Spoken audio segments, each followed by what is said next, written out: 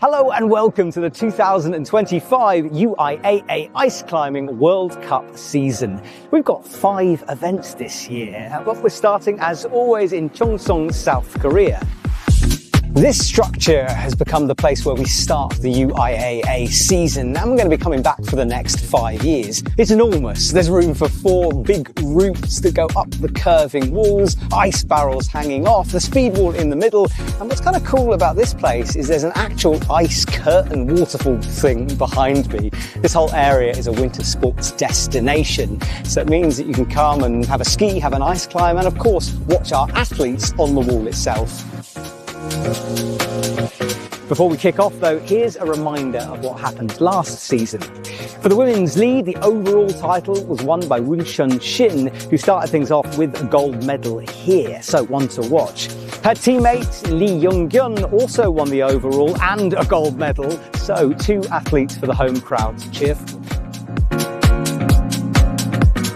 The new season means a fresh start for everyone, and the athletes have been training hard during the off-season, hours of blood, sweat and tears in the gym for just a few minutes of action on the wall. It's going to be intense. Hello and welcome back to the second day of competition here in Korea. My name is Matt Groom and I'm joined in the commentary box by Tabitha O'Carroll. Tabitha, welcome. Tell us a bit about who you are. I'm Tabitha O'Carroll and I compete for Great Britain, and we're here today in Korea to watch the semi-finals, so I'm very excited. I'm really excited to have you here because you are one of the athletes who are up and coming through the circuit. You're just 15 years old. Yeah. So wow, and your first World Cup here? My first World Cup, so it's very intimidating, but I'm happy with how I performed yesterday, so it's amazing. Well, it is fantastic to have you. We're already underway here, the action getting going quickly. On the left-hand side of your screen, we have the women's semi-finals, and Woo Hwa Jeong is underway. And then on the right, Mehdi Manoz for the men. Tabitha, we had a chat about these routes. Just briefly, tell me a bit about them from what you've seen. The men's on the right, certainly much longer than the women's. Yeah, much. I'd say that the women's, it looks like it'll be quite pumpy. The men's route also looks quite pumpy because of not just the route but the rope drag they'll have at the top. I think they go quite high up on the wall, so I think it'll be fun to see who's gonna shine and who's gonna maybe have a bad day in the finals today. Absolutely. I was watching Mehdi there, a little bit rushed through that box section. Yeah. Hasn't quite settled into the route yet from what it looks like. He climbed very well yesterday, so I think he'll do well on this route. And she's climbing quite slow, but she's got quite good technique, so she looks very steady on the wall. Yeah, I went and had a look at those holds early in the morning, and the first kind of 5 or so are those horrible metal Korean holds we see with very little friction or like edges to them. I think you've got to be careful through the bottom. Definitely. It's one thing to time out, but I don't think anyone is hoping that they'll fall off, so it's good to be careful near the bottom section just to make sure that you're not going to ping blow, essentially. Absolutely. The women have 6.5 minutes to complete their route, the men 7 minutes, and Mehdi climbing very quickly at the moment. And this is the section we both were thinking through the ice boxes that might cause a few problems. Yeah, so not only I think the rope drag will be quite terrible at this point, I think that, well, he looks quite stable on these barrels. He looks quite confident. I think in France they have quite a lot of ice, so he might be quite experienced at using the ice and stuff. She's doing quite well. I mean, she looks very confident on all the holds, and I don't think she's stopped moving for quite a while. So I agree. And this women's route really quite intense in terms of the movement. She just matched that hold underneath the black volume. We get a great shot here as Mehdi comes horizontal through the barrels. Yeah. He doesn't look like he's struggling too much. I think it might be the clips that the men will struggle most with on these routes. But the women have got quite a lot of, it looks like, I don't know if they're resin or metal, but they all look, I think that's her got quite a good hold now. She'll be happy to relax on that one. Yeah, perhaps a moment to pause for her. I think it's a mix of resin and metal, depending. And she doesn't actually hang around for that long. And now a big move out left towards a metal hold on that volume. And that's a long way, and feet very low for her at the moment. Yeah, I mean, this hold might be a bit too sketchy for her to want to get her feet high. I noticed that some of the holds in the qualifiers might have been, a lot of people were being very steady on them and going quite low on them so they wouldn't ping. But Mehdi looks very confident. He looks like he's... Yeah, he now drops those feet down, tries to kick it into the wall, generates a bit of swing, and no, he falls, loses an axe. Driving those crampon points into the wall on a swing like that, you've got to have so much power to come in. It's amazing. I was watching some of the Koreans yesterday, and the way they do it so effortlessly is just, it's amazing. They're all so strong. All the athletes here are very strong, but having that type of, core and, leg strength is just, it's very impressive. It is indeed. Well, Mehdi will call it a day for his semi-final. Obviously, we have no idea if that's enough at the moment. Only 8 athletes will make it through to the next round out of the 16 that have qualified for the semi-finals. We can see our leaderboard now on the left of the screen, and we're watching Hwa Jung-woon, who's got a score of 15. Each hold has a numerical number added to it, and a big slip there. First time we've seen her really struggle. Oh, no. She looks like she's trying. I think she looks quite composed at the moment, but she saved that quite well. Sometimes I've seen quite a few foot slips where people can't save them, and then they just kind of hang, and the endurance part of it can be quite slide intense. Down the wall. Yes. And the thing is, she's got to go to a very small hold next of all, so accuracy is really important here, which is harder when you're pumped. Definitely, but she's looking very good. I don't think she looks too pumped. I think these ice battles will take it out of some of the people quite a bit. Yes, and the ice conditions are interesting every time we do a World Cup like this. We'll talk more about that in the middle, but it's been very cold, which means that those ice barrels won't drip. I remember last year the athletes getting soaking wet because it was warm. Yeah, not very nice. But this clip causing problems now as she tries to get it in. This is so hard to watch. Okay, so it's in. And another footstep. That left foot, not comfortable. I did notice some of when you kick quite hard in this wood and then you kick your other foot quite hard, it does have a tendency to pop out. So having, knowing the wood, I assume it's quite a big advantage. Oh, a bit of a spin. Yeah, spin, and she's got to be careful not to get tangled up in the rope here. Also, you can see her axe against the ice. It might be quite hard for her to match on short handle without jamming her hand on the ice, which could be a struggle. So yeah, it was a good spot. There she goes. All right, so she skips a hold, reaches over, And then loses those feet. I think maybe getting a bit pumped out on that. She did look very good on that, though. She looked very confident, and it was a good run from her. Well, both ice axes are in the wall, one kind of hanging off a quick draw, which is why she's looking up in the air in a bit of a worried fashion. And she's being hustled to the side because that axe could fall at any second. I think the setters will give it a little bit of a tweak with the rope, and down it comes. She looks quite happy. It was very good. She looked quite confident on the wall, so... Yeah, I would agree. Good start. So we've got a sighter of the first half of the route. And hello to YouTube as well. We've got lots of people joining us from all around the world, which is cool. Angela, you said you knew? Yeah. She's Nina's mum, so I'm sure she'll be very excited to watch her. Well, Nina is up in one athlete's time. So, Angela, if you're watching, fingers crossed, please. Hello to people watching from Spain. I think we've got going on there. Ollie Nyman is asking, how many Fig Fours, a move from ice climbing, will we get to see? Well, many, Ollie, I think, for both the men and women's routes here. I think lots. I think you could be expecting quite a few Fig Fours and Fig Nines. And some crazy falls from the Fig Fours and Fig Nines. Absolutely, and I'll get you to explain exactly what the difference is between a Fig 4 and a Fig 9 when we see it in a minute, because there is a difference. This is a replay. We get to see some close-ups of some of these pretty nasty holds for the women. It's a powerful start. They've got to be careful, and then you enter the horizontal section after this bit of vertical wall. And we can see here the shot through the ice barrels. This is where it started to come unstuck from her. Yeah, I think she did all the moves very well. She didn't look too apprehensive about doing them, so it was good to see. It was, and then eventually back down to the ground. Now, the way we're working here this morning in Korea is the men are waiting for the women's route to be finished before we bring in both sets of athletes, which allows us just to keep track of what's going on. Sometimes it can get a little bit confusing.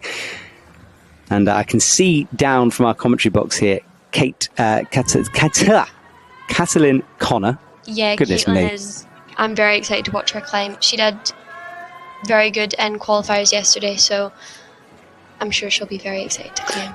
So tell me a bit about G. I've been watching here Young-Kyo Kwon out, who was competing in speed last night as well. How is GB team feeling? Because you've got a big squad here this year. Yeah, we have a full team here in Korea this season. So I think everyone's very excited that we have not one but two athletes in semi-finals. So we're hoping that maybe even both of them get into finals. So we'll see. So tell me a bit about Caitlin. What kind of climb, what kind of holds does she prefer? What kind of climber is she? She's quite a versatile athlete. Like, I've not really seen her do a style that she doesn't do well. So it's nice to see. But I think she's quite good at the kind of strength side of it. But I don't think she'll struggle too much on the Fig Fours. I remember in Finland last year, she hung for a good minute and a half just in a Fig 4 trying to get a move. So she's definitely got the endurance side of it. All right, well, let's see how she gets on here. Through that first clip that is pre-clipped, and the men, as we saw from Mehdi, climbing very quickly through this first section. Seems quite straightforward down low. Yeah, he's also going quite fast, I think. Oh, a bit of... Oh, this is a big power move up, though, off those ice barrels, which are moving, so twisting your core as well. Yeah, I'm wondering if maybe someone will try and Fig 4 that one. I think it may make it a bit easier. I guess some of the men have quite a lot more like brute strength rather than like wanting to do it and wasting energy. But yeah, Caitlin's also moving quite fast. Caitlin getting a lot of support on YouTube as well. Gustavo saying, "Come on, Caitlin." Oh, hello, Gustavo. And Angela, of course, Team GB out in force here. It's evening time, I think, in Europe. I think it's around about coming up to midnight or something. So well done, everyone who's joining us. So if we look right and left, we have Young-Kyo about halfway up the route now, He's just resting. Very fast. Like, he definitely looks confident on all these holds, so it'll be good to see if he can get past the part where Mehdi kind of got pumped and fell, getting those feet in after the ice barrels. Right, Caitlin is hanging off ice tool in the mouth like this, which is if you are new, I know we've got some new ice climbers or fans watching us. It can look quite bizarre, this. Definitely. I think sometimes it can look worse than it actually is, and I guess if you've been doing it long enough, you don't find this weird, so it's hard to kind of explain it, but you know, it's basically just climbing with sharp things on you. Yes, it is. It's absolutely terrifying. You guys are tough. Yeah. Caitlin climbs on crook axes, the Kukunogi axes, so they're very light, which is and very strong. Like, they're very strong axes, so they're definitely kind of the top tier axes. I'm not sure what he is climbing on. They look like... Yeah, I have no idea. I mean, often we get, like, for example, Erin Emis, is coming up later on. She has kind of homemade axes. She's designed them herself. Yeah, they're very, very cool. His kind of look like the same that Hiroko Takuchi uses, I think. So, yeah. Well, he's approaching the men's high point right now, so a couple more moves and he will move into the lead. Was Caitlin has slowed down the pace here. She's being very careful down low. I think that's a good thing. I agree, and she's also keeping her composure. I haven't seen her lose her feet or, panic in the moment. And he's looking very strong. He doesn't look even like he's... Oh, a bit of a tangle now in that rope. This is the problem with Fig Fours on a traverse like this. Rope management is a really big part of ice climbing, more so than in IFSC competitions.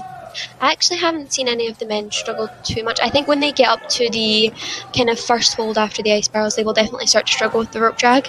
But he's looking super strong, so I think maybe we'll see a new high point for the men. Yeah, he's got a reverse grip on a pretty tenuous hold. Now sticks his feet above his head, kicking into that volume. And he does move into the number one spot now. You can see our leaderboard on the left. So he's a nice score of 19 is leading the way. And Caitlin had quite a long rest on those holds, just reset a little bit. I think what he did was very smart. He threw a fig 9 and stayed in the figure 4 when he was kicking into the wall. I think Mehdi tried to kick into the wall while he was still on the upper hold, it made it a bit more strenuous to do. So what he did was very, very smart. And he's on the section of the route that you really like, this down climb. Yeah, I think it's so interesting. Especially since they make them go back up the ice barrels. I think it's I don't think I've seen that in a comp before, so he looks like he's shaking out his foot a bit for I always think it's a bit mean when setters make you guys climb down and then back up again. Yeah, Caitlin looks like she's making good progress on the left-hand side though, so I'm hoping she'll hopefully get the new high point for women as well. Yeah, she's approaching the ice barrels. She'll try to get through this last steeper section of ball before going sideways. And meanwhile, Younghae is doing really well here and kind of resting just before what is a jump into this barrel. Gets himself set and now goes, but just missed that ice axe placement. Slightly over to the left or right of that hold. Yeah, the dynos, you have to be so accurate, especially when going to ice barrels, which have these tiny little holes in them. Although they're really good holds, accuracy is definitely a really big point of doing the dynamic moves. I remember when dynos weren't a thing in ice climbing and then suddenly they became. Now they're in almost every route. I'm yet to see a final that does not have a dyno at the end, so I'm hoping the finals will have maybe some big dynamic moves. Well, we'll stick with Caitlin here. But about now, we have a clock down on the bottom right, and just to let you know at home, this is kind of ballparky clock, so it gives you an idea of the time, but the judges will have a more accurate readout down there. So it lets you know when they're running out of time, but it won't be 100% to the second accurate. Come on, Caitlin. Yeah, she's resting now. I think the pump's starting to kick in here a little bit. And this next move, if you're pumped, so difficult to perform. Yeah. She's a very strong... I'm wondering if she'll maybe try and do a fig 4. Yeah, she is. Good spot. So this is the fig 4, that leg wrapping over the arm, and look how easy she got up to that top hold. That was also very smart. She is very experienced in the fig 4s, and she's very good at them, so I'm not surprised that she did that. However, time is a factor now. Round about 30 seconds left as she enters the ice barrel section. She'll have to move quick here. I think you can hear Willis in the background shouting up at her as well, so she'll have a lot of she'll have everyone cheering her on in the background, which is good. Yes, and a bit of a change to proceedings. We now have Jaeun Lim on the right hand side now. So I think the system's changed mid competition, but we'll roll with that. That's all good. She looks very stable doing these fig 4s, so I think she knows she's kind of short on time, so she'll be. Yeah, you can hear Willis, who is the GB coach and athlete and everything else, shouting. Now she hangs off. Time is ticking away, and she is done. I think she was timed out there. That was great from her, though. I mean, a new women's high point, and, well, is it? Yes, it should be. It was definitely further, I think, to my calculations anyway. I'm not sure if the ice barrel counts as one big hold, I can tell you that, 'cause I've got a topo in front of me. So let's have a look, shall we? So we can find this. I know it's lots of holds on that. Yes, it is perfect. So yes, she'll have the new women's high point, which is amazing. Well, I say lots. There's 3 holds, so there's 3 scoring holds, but more holes than scores. Yeah, I think she would have gotten to 22. 22, I think so too. So we now flick over to the men. Lim now, as we'd expected, climbing very fast through the bottom. Looking so strong at the moment. You can tell he's very strong on these holds. He doesn't look like he's struggling at all with any of the undercuts or the more strenuous moves. No, he doesn't. There's an interesting question come through on YouTube from Anton, who's saying, is there the parkour discussion in ice climbing like in rock climbing, with the OGs against it and comp kids loving it? Is that true? Do you like the dinos? Actually, I quite like looking at I think looking at the dynamic moves and seeing all the dinos happen is very exciting. I think there are some people who maybe think that we should stick to the traditional kind of point of dry tooling, but I think it's very different, and I think it gives the athletes something more to train. Like, see, when they add more things to the sport, I think it makes it a lot more interesting, not only for the climbers but for the viewers as well. So I'm sure the spectators will have a lot of fun seeing this dino coming up soon. I think you're really right, and I think it's an intelligent way to say it, because I think any elite sport has to push the boundaries a little bit. Exactly. Like, I don't think the sport would kind of evolve if we didn't keep adding new things to it. Like, obviously 10 years ago the sport wouldn't have been the same as it is now, but I think it's even better than it was, and we see how many athletes we have and how amazing they are at climbing. So yeah, absolutely. No, I agree with you. All right, well, Nina Henderson is underway. She's got a lot of support on our YouTube chat, and Caitlin next to me has just sat up nervously watching Nina. So look, tell me a bit about her. How's she feeling at the moment? I think she's very excited. She might be a wee bit nervous, but she's a very strong climber. I mean, she's had an amazing season. It is her last year in youths, but I think she's made such a, getting finals in senior continental cups, multiple. I think she had an amazing season, and I can't wait to see her grow. And I think she is going to smash this route, hopefully. She's a very controlled climber, and I don't think she'll struggle with any of these moves. So all within her ability. It's just keeping those nerves at bay and performing when it matters. Well, right now, Lim is on this tricky little section where you enter back onto the plywood from the ice. Now he drops those feet down. He'll prepare himself for this down climb and then dyno. Now, this is allowed, isn't it? You can use your fingers as well as tools. And I also think it's very smart to feel the hold, just to make sure that it's the kind of jog that you would want here. I think this looks like a little ashtray kind of thing. Oh, well, it doesn't seem too good. He looks awful. Likes that, yeah, and it kind of looked to me like it moved around there, which I think is perhaps a bit of an illusion. It looks quite. So it's a circle with a bunch of metal in it, so it will be quite slippy, and you might see it shift quite a bit while he's on it. But he's looking quite composed. He doesn't look too thrown back by it. So. No, but he's not enjoying. He's trying to have a look at exactly which bit to hold on to here. Or hold on to hook, I should say. Also, before, he did the same thing that the man before did with them throwing the fig forward down. Oh, and he goes for the dyno. Wasn't quite set, maybe. I don't think he's too happy with that, but that was a really good effort from him. He climbed very smart there. It was... just hanging on back there. Someone asked a question about that, about how we get them down. Basically, there's a variety of methods. Sometimes the setter will go onto the wall. Sometimes we have a giant pole that reaches up and pokes it. But that particular ice axe position is quite difficult to get, I'd imagine. Let's go back to Nina anyway. She's been climbing steadily in the meantime while we were watching that drama. But this match is fiddly. Yeah. She's climbing very controlled. I mean, I've never seen her climb. She climbs quite fast, but she doesn't climb shaky, if you know what I mean. Like, she's very controlled when she climbs. So it's really good that she's, not kind of... I've not seen her, do anything too sketchy on this route yet, so... Yeah, she's looking good. Big stretch up. And she's amazingly strong, so I'm sure we'll see... I'm hoping we'll see a new high point for the women. Yeah, that was a long reach there. Now she's shaking out, matches these tools, moving those hands up and down the various grip positions on the tool. She uses the ICT Universes. Again, very light axes. I think as axes keep getting made, they keep getting lighter and lighter. So she's climbing on them really well. She only got them, I think, a few months ago, so she's very happy with them. And I mean, only climbing maybe, I think this is her second season, so she's definitely made an entrance onto the triathlon. Yeah, it's a bit of a statement, isn't it? Yeah. First semi-final, so she's doing really well. All right, so Nina moves around. Got to be really careful with the feet here. She does look like she's taking that hold right. I think taking it the other way would have been a lot more sketchy.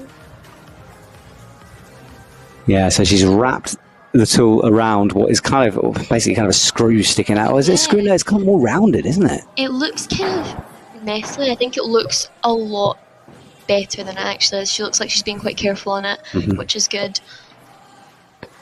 All right. She crosses over. Oh no, not. Oh. Yeah, this is some nervy moments for Nina here. So Nina up towards where there is a potential rest to come before a big move up to a small hold. You can see it there on the screen. So up with the wrap, reverse grip this time. I think this hold is quite a good hold. I've seen quite a few of the athletes take like a little bit of a rest on it, so I think maybe she'll be happy to be on a better hold. Yeah, it's definitely a moment to shake. And by the way, out quite aggressively, yeah. I wouldn't, I'm worried about shaking yourself off the hold and things like this. I have seen quite a few close calls where people are just like waving their arms about it. It's crazy. Yeah. Okay, so for the men, we have Gyado Kadota underway, and the ice axe, by the way, seemed to just fall off. It hung there for ages on that ice barrel, eventually just dropped. Yeah. For those of you who I know he is a very good climber, and he's already climbing very, very fast, and he looks really strong on all these holds. And Nina again throws a fig 4, the same as Caitlin did. I think they may have talked about that while they were reading the route, which is good. Yeah, the athletes do get some time to check the route out. That happened before we came on air. So they had 6 minutes or so to read the route. Yeah. And now, big moves out towards the ice barrel. We've seen a lot of people getting timed out. And Nina will be approaching the end of her time here. Yeah, so instead of going for, on the left-hand side, on the front of the ice barrel, there's another hole. But instead of doing that, she goes straight for the hold 20. So she's made quite a good move there. I think that's going to help her score quite a bit. Saves a bit of time, doesn't it, as well? It definitely does. And I think she's being really smart with her climbing, making kind of bigger figure 4 moves instead of going just one, which is good. I agree. Well, she's got to get this clip in and then try to do this transition from one ice barrel to the next. She's approaching the high point. You can see on the left Caitlin's score of 22, and now Nina will match that. I think this is some of the best climbing I've seen her do. She's climbing so strong. Yeah, she's going to be proud of this. Has that clip banging around her right leg at the moment. This is the hard part for all the athletes. I think it's more the clips and the climbing, because they can all do it. Yeah. It's just the getting tangled in that rope. And Chihado is making... And she hasn't got it in yet as well, so it's still not in the correct position. And then she falls and takes a big plummet down. Oh, she'll be happy with that. That was amazing to watch. She looks quite happy. Yeah. I think some of the athletes said that they felt quite a bit like dizzy after they fell off the wall here. So, okay. I think the falls are quite... Yeah, good falls. I don't like falling off sport routes, let alone with tools in my hand. So this is the clip she didn't get in. She was making the moves out, couldn't make the clip, and then eventually falls. Yeah, I think it was just a pump of going between all those figure 4s. Although they're big holes, they're just like the endurance that you need to do them is insane. Well, let's go back to Gyado here, he's on the traverse. He's taken a long time to get to this point, actually. Yeah. You can see his axes, they have 3 handles, so usually the longest handle, which he's on the now, used for quite reachy moves. His middle handle would kind of be the more intermediate handle on some other axes, like the Universes we just saw, and then obviously you have short. So all the grips can help quite a bit for the athletes to make different moves. So. Well, he grabs that clip to try to adjust it into the correct position for him, but it's awkward because it's so long. Gets it in now. And we've seen a few athletes struggle on this next sequence of moves. So out he goes with that left axe, and that's better. There he goes. I don't think he likes this hold very much. Seems a bit. It's interesting to see how athletes do this move. We obviously saw Mehdi, who just dropped down but couldn't kick into the wall. I think the Fig 4 and Fig 9 is definitely the way of doing it, because it keeps you more in at the wall and also you don't need to use all that core and energy. So yeah. Yeah, well, he's made that transition now. So down climb time towards this really nasty hole, probably the worst hole we've seen so far on this men's route. Definitely. And in an awkward position as he creeps down towards it. He's going to try to peer around the corner and see inside it as he, well, trusts the axe pretty quickly, though. I think it's really nice to see some of the athletes maybe be more comfortable on some of the holes than the others. It really shows more like experience as well. So he looks quite confident. I think maybe we might see. Yeah, so he's getting set for this dyno. No, pings before he can get to it, and down he goes. He's disappointed with that. And meanwhile, on the bottom left, we have Aneta Luchecka from Czech Republic underway, and you can see super disappointed. He wasn't in the correct position there. No. I think maybe the beta for that is, I don't actually know if there is, but he was pulling it quite to the side. I think maybe pulling that one down and keeping your arms very straight and making sure that it doesn't shift around too much. Well, there is Aneta, and I just want to let you know about this lady's condition because she's desperately sick at the moment. She has a temperature of 38. She was throwing up between speed rounds last night. I have no idea how she's still on the wall, in all honesty. She is a beast. Watching her climb is like amazing. Yeah, kind of whatever she does is an achievement just to be out there right now. But this is what you athletes have to do, though. You know, you have to battle through these situations. She's got the signature little bobble on her helmet. Yeah. I love all of her kit. It's also pink and girly. It's really nice to like see under all this like sharp stuff. They still find a way to make it their own. Now, she does struggle occasionally with speed and commitment on some of these holds. So it's something she's been working on. Now has this double match underneath, which is... I think that was quite smart going reverse under that hold because it will pull it more to the right, which is what you want to go up for this move. She's also, I don't know if I'm right in saying this, quite small. So I think yesterday she did very well on both qualifiers, I think. So... Yeah, there was a move that she jumped for that no one else had to jump for. I saw that one. Yeah, so it's very impressive watching her climb. Now, underway on the right is Jonathan Arthur Brown, who is one to watch for this competition. Qualified fairly low down in the order, but this Swiss athlete, you know, he should really be making finals and probably podium. Definitely. I was speaking about him earlier, saying that I would probably I think most people would like to see him in finals and even maybe on the podium. So I think he's definitely got the potential to shine through in this competition. I would agree. And Aneta actually looking fairly comfortable on these moves. I think you said it, she's very powerful, and I think this kind of a route would actually suit her style. Yeah, I think obviously she's a wad at dry tooling, but she's definitely learned her ability of her height, so she's trained the moves she needs to train. And I think the way she trains, like as I've seen on maybe her Instagram and stuff, she trains quite big moves in her cave as well. So she uses her height to her ability, and she's amazing at the fig fours. I mean, if she can get there, and this is where the sickness thing might start to tell, but we'll wait and see. Meanwhile, Jonathan Arthur Brown has climbed nicely through the first couple of ice barrels, and he's approaching the end of this first section of wall here. I don't expect him to struggle quite a lot on this the start of the route. He is very, very strong. I think maybe where he might get spelled off is that big dyno move, just because it's so unpredictable. Yeah, like you don't know if the hold's going to pop out or if it's going to stay. So yeah, no one's come close to really sticking that yet. No. I think the move is definitely one to watch. And this is going quite fast actually.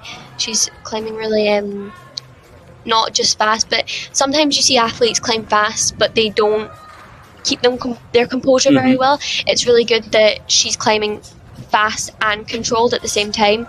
It helps a lot. And so yeah, now she goes for this fig four, and it's a long way above her head as she stretches up. Yeah, you can really see the difference in heights here to the other athletes. She's super low on that axe as well, so this is a risky moment for Aneta. Now drives that left foot in and approaches the ice barrel. That hold is very, very tiny, so she'll be happy to maybe get on some jogs now.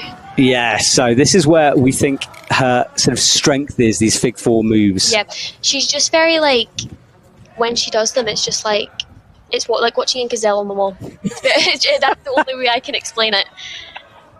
As an animal lover, I'm sure she'll love that description. So, Annetta, a gazelle on the wall. Let's see what you can do. She looks up above her head. Like, it's just effortless. Yeah. Like, I think what you're saying is the flow, right? The way she's moving between the holds. She's very skipping between the holds. Well, she's moving towards a high point as well. Nina, who did really well, got that 24. Yeah. She looks really strong at the moment, though, so I think she may take the new high point for women. Johnny's also looking really strong.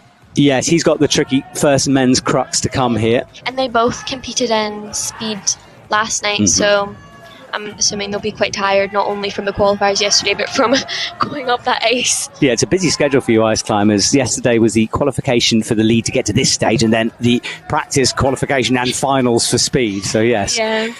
Right, Annetta picking up the pace now a little bit. She moves into the top spot at 25, our fourth athlete out. And Jonathan struggling at the moment with this transition move. I think he'll be comfortable. Look, there we go. Already he looks more confident on the wall. Yeah, second he hit that Stein pull, he knew he could shake out. Now Annetta getting the new high point for women. Yeah, and complicated moves to come. And another airy transition between these barrels. I think fig fours are one of my favourite moves, so I love watching people do them. They're just so intricate, and when people know how to do them, it's so nice to watch. So, and you see quite a lot of rope drag in the wall. The belay is giving her plenty of slack. It's just tricky. The rope drag is insane for not only the women but the men, as I said before. But he comes onto this hold, feet very low. His right axe actually pinged there. Oh, yeah, so Jonathan sets himself up for the dyno at the moment. Now, that minute clock is for the women, so it gives you an idea. Annetta, about a minute left here. I think she could get onto the head wall. Oh, Jonathan nails the dyno. Great moves from him. So he's got the new high point for the guys, which I was expecting, but... Yes, I think the highest quality in terms of calibre athlete out, and he's made that dyno look like a piece of cake now out he there. Just needs to keep his composure while going through these ice barrels, which could be a little bit hard, but he's a very experienced athlete, so I'm assuming he'll... So, Annetta, a few moves to go here, about 30 seconds-ish on the clock. Her, it's just amazing. I know I keep talking about her fig fours, but it's, insane the way she does them. Super smooth. She will now pick up the pace. You can see Come on. She needs to go quickly here because we've got some very good athletes to come, and the top might be required to get into the finals here. Can she do something crazy? And she falls off that final barrel. But that was amazing work from her. I mean, in spite of her being sick, it's amazing how she went up that wall. Yeah, she is very, very, very ill, so fair play to her. Right, Jonathan Arthur Brown, though, meanwhile, up towards the last of the ice barrels. I think he'll be happy to leave them behind and get back to the dry tooling. I think he's going back onto the ice barrel in a minute if he can. Loses his feet for a minute. Yeah, there's a final one to go, isn't there? Yeah. All right, up he goes. He looks like he's struggling. You can see it on his face, but I think... Yeah, around about 36 seconds on the clock, so he's coming up to the last part of his route here. I think he can definitely get onto this head wall and maybe even get to the second hold if he, powers through it. The pump up here would be absolutely insane. I mean... Yeah, and he isn't making a lot of progress right now. That time is ticking down. And you can see his body wants to go fast, but the arms won't let him. And he hacks into that barrel. You don't often see that. No. And it is allowed, though. Yeah. It is the red things on top that is keeping the ice barrels on the wall. You're not allowed to hook them, but hitting the ice is allowed. So let's see if he can... Well, he was, stuck in one place. Right, let's do some YouTube shout-outs. Hello to Melody, who says, amazing Annette, hope you feel better soon. Zanaib says, hello from Switzerland. Wow, you're still watching. That's coming up past midnight now. Looks like a complete death pump, says Anton Budge. Yes, death pump is a good way to describe it. That is. I experienced something. So I was dry tooling the other day, which is not a common thing for me, right? I experienced delayed pump, which I didn't know was a thing. No, yeah. I think it was Champagny, which was my first competition. I got down from the ice wall, and I felt fine. And then I got down, went and sat down, and I couldn't feel my arms. Yeah. I think it was probably the scariest experience I've had on dry tooling, and I was just sitting there like, what is this? I can't feel anything. I know. What's happening? I was so shocked that it happened because I didn't feel pumped on the route. The second I hit the ground, it then flooded up my arms. It's quite a shock. I'm glad it's not just me. No, it's okay, not, that's good. definitely not. That's good. All right, well, we are watching now Shabanam Asadi from Iran, who was also completing the speed. The Iranians are crazy in speed. I mean, watching them do speed was insane. And Jorge from Spain, who climbed very well yesterday. Now we have Savannah Asadi representing Iran. She's climbing quite confidently, you know, not really second guessing the holds. Yeah, she's straight away into it, isn't she? All right, so Jorge underway then as well. And I think I said it wrong earlier, by the way. Women have 7 minutes and men have 6.5. Sorry about that. I think I flipped the order in my head. Yeah, Jorge is a very powerful and fast climber. I saw yesterday he got the move, despite only being 18, I think. He got the move that most of the men were struggling and pinging off, so it was very impressive. I think at one point he even dynoed for a Stein, so it was very cool to watch. Yes, it was. He's into this, what we call a Stein pull, which is basically an undercling in ice climbing terms. So they're both on Stein pulls here, actually. So basically, Stein pulls are the things that you can kind of put the head of your axe against the wall. They're very stable, so I think they're quite a good rest position when you get to them. Some of the Stein pulls are a lot worse than others. They can be quite slippy, so some people like to go straight under and not Stein the picks, which it's quite strenuous to do, but these athletes are so strong that they're all capable of it. So absolutely. Well, Shabnam is about halfway up the more vertical section of wall. Jorge as well, a kind of similar position from both. They started actually around about the same time. She looks like she's struggling a little bit with this kind of undercut move, side pull. Oh, it's super tenuous, isn't it? Yeah, a lot of body on this tension. Ankle. Yeah. I got on the wall yesterday, and while I was looking at the wall, I was like, okay, this looks fine. And I got on, and it's so much more steep than, like, when you see the wall in person, it obviously looks steep, but not as steep. But seeing it on video is something completely different. You think, oh, this looks breezy, but it's really not. Was it more or less intimidating coming here in real life? So I think when watching the live streams, the wall looks very, very tall, and although it is tall, it's a lot less intimidating. I think quite a few of the athletes on our team that had only been here for the first time said that about the wall as well. Jorge is going very, very fast. Yeah, he is, isn't he? He's very speedy. I mean, I think you might know that no one's really got close just because... yeah, he'll know. Yeah, he'll have an idea anyway. Yeah. The athletes are kept in an isolation, but, you know... And also hearing the crowd. I don't know if they'll be able to hear the crowd from where they are, but hearing the crowd helps a lot to know where the other athletes have gotten and, you know, how good they've done. Oh, yeah, struggle to get that other ice barrel, but... The problem with going fast is you don't give yourself a lot of time to rest. Let's hope he's not burning himself out too hard here. Very, very strong. Like the way he transitioned into that, like Fig 4, he's also very good at them. Yeah. Really aggressive ice axes as well. He uses I think they are dragons from ICT. Okay. There are a few that look quite similar, but I'm pretty confident that those are dragons. Quite a few of the Spanish climb on them, so... I like the name as well. Yeah. They've all got quite cool axe names, I've realised. I want my axe to have, like, a really good animal name here. Yeah, like, Dragon definitely. is good. Oh, getting his foot back. My colleague laughing at me there. But you don't want an ice axe called Rabbit, do you? I mean, it's got to have Dragon or Lion or something. Yeah. All right, so this is a tricky little sequence here. Flicking those feet over the arms and kind of getting tangled in the rope as well.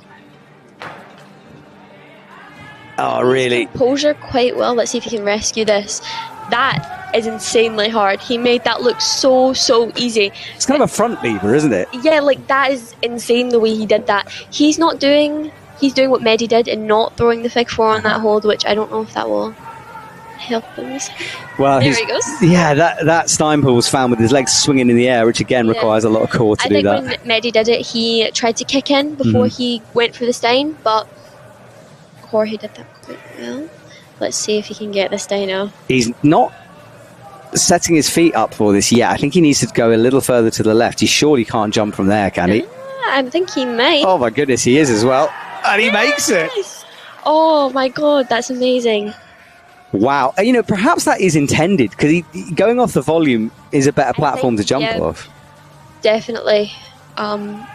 He's making it look too easy. Yeah. Like, the way he's pulling up after cutting loose on those axes, it's insane. It's like doing toes to bar. It's like the core you need for that is very insane. He's also a very good lead climber. I think all the Spanish are quite involved in rope climbing. Shabnam is on the... Yeah, I was about to say, we should talk about her because she's on the ice barrels as well. She's looking very composed. So I think she might do quite well on the ice barrels. Jorge, meanwhile, still hasn't breathed, I don't think, during this run. He's just powering through. He loses his feet here. Now he needs to get him back in, and does. Perfect. How many times can that man cut loose in one run? I have no idea. But he's... You know what? If he can do it and keep his composure, I don't see why not. She's doing very, very well, actually. Yeah, she really is. Strong. I think she'll... we'll see in a minute how much time she has. Yeah, I'm really enjoying watching Jorge. And meanwhile, on the sort of antithesis of that, Shabnam, just cool, calm and collected. No drama. She's using the classic revolts, which, I mean, they're good axes. They're quite... they're a little bit more heavy than some of the other axes, like the crooks or the dragons that Jorge's using. But, I mean, good axes either way. And now... Jorge getting himself all tangled in that rope again. Just full drama from Jorge. But this is, I think, approaching the high point here. He's getting very close to it. He doesn't even look like he's struggling anymore. A bit of a fiddle with that kick in the wall. And Shabnam is also doing well. Annetta got a little bit further in terms of the high point. Yeah.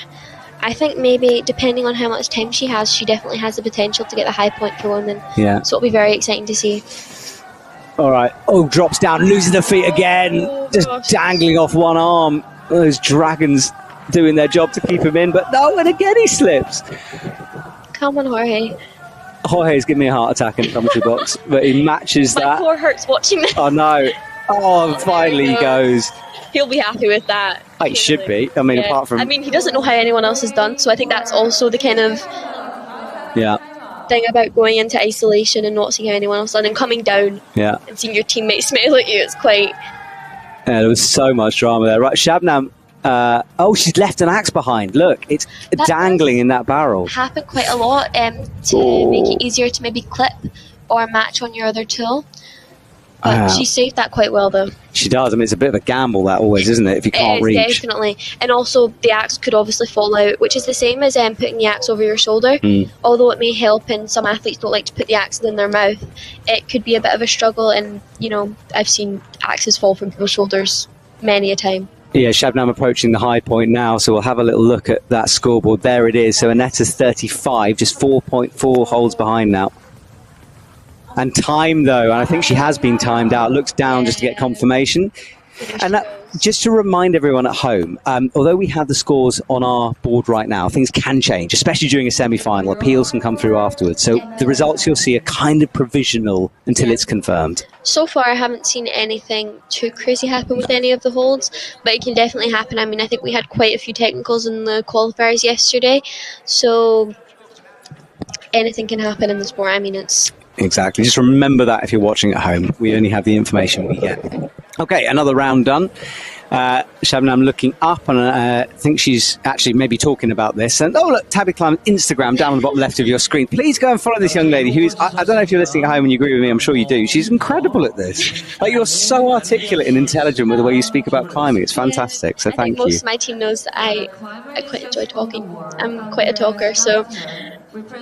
Well, I hope I never see you again because you make semi-finals and finals every time. But me too. You can always come back. Okay, underway. Athlete number 7, Andreas Gatnet from Latvia. Liechtenstein. I always do that. Yeah, I think he climbed quite strong in the qualifiers yesterday, and I mean, he's such a strong athlete. It's... Again, I know I keep saying this, but all these athletes are so strong. It's so amazing to watch. Yeah, but you're part of this now. You're one of them. It's amazing to be part of this community. I mean, everyone is so friendly. And I mean, I know we all have separate teams, but I do feel like we're all just this one big team. No. Like, it's such like a small sport at the minute that it's not evolved. Obviously, we're on the way to the Olympics, hopefully, but right now it's quite... Yeah, fingers crossed for that. Right, so Jon Ok Cheongsong is underway from Korea on the left, and as we said, Andreas Gatner on the right. Someone was asking about route length. The wall is about 30 meters tall, but the routes wind across it. So the short answer is I have no idea how long the routes are, but long. Which doesn't answer anyone's question, but it's the truth. No, but it's even hard to imagine how much endurance these athletes have to have, which all their training they're doing over the off season really pays off for what they're doing right now.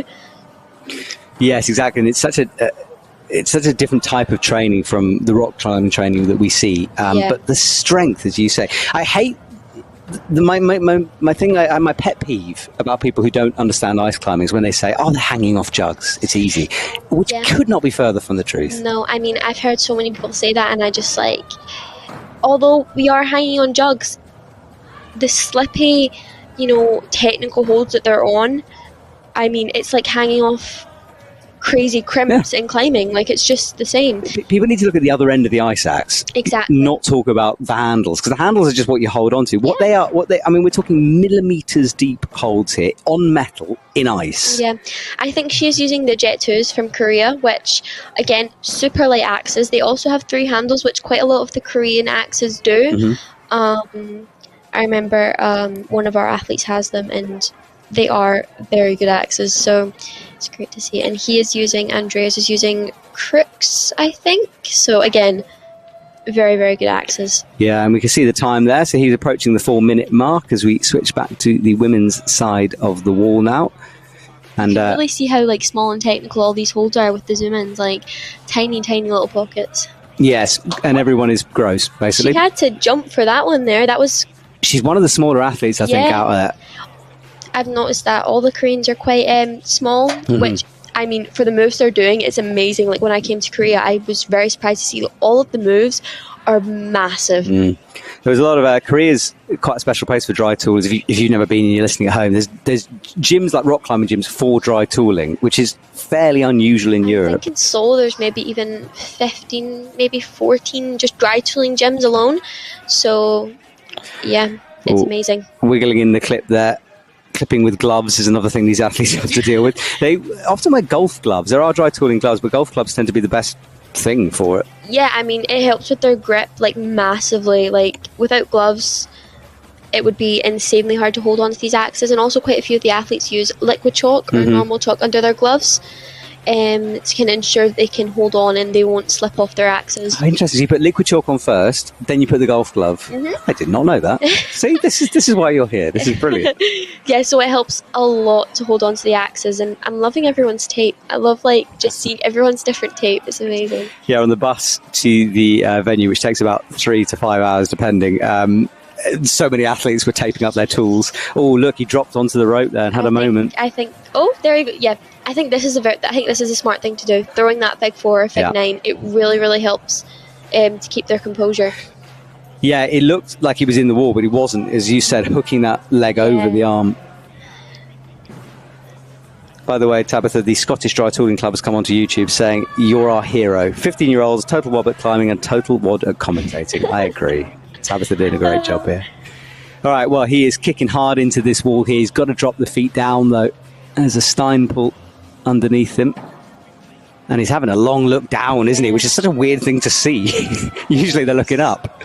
Yeah, I know. And I mean, it happens, especially I think at the World Cup, you see it a lot more. Like in Canada, in Edmonton last year, there's a lot of down climbing. They even had, ice at the start of the route. It was crazy. I think a few of the Liechtenstein folk have done quite well at this competition. I think his teammate Lorena Beck, maybe, in finals as well. So. Yeah, they're a strong team, kind of ice climbing specialists, really. Yeah, I mean, she's amazing at speed. I think she won in Edmonton in the World Cup last year. So. All right, Andreas is getting set for this jump. Now, he's got the left foot into the sidewall. Yeah. We saw a few athletes just jumping off the blue volume, and now he steps back down. I think it may be... Oh, see, He doesn't look too sure. It's definitely a dodgier jump. Yeah, and look. Oh. It looked like he tried to put that other axe in the hole, but just missed it. So... That was a good run from him, though. He looked very strong. Because the thing is, if you're jumping off the volume, it's a more direct jump. Whereas if you're pushing off the sidewall, you're kind of twisting that foot as you jump. Yeah. Harder to get the accuracy. Yeah.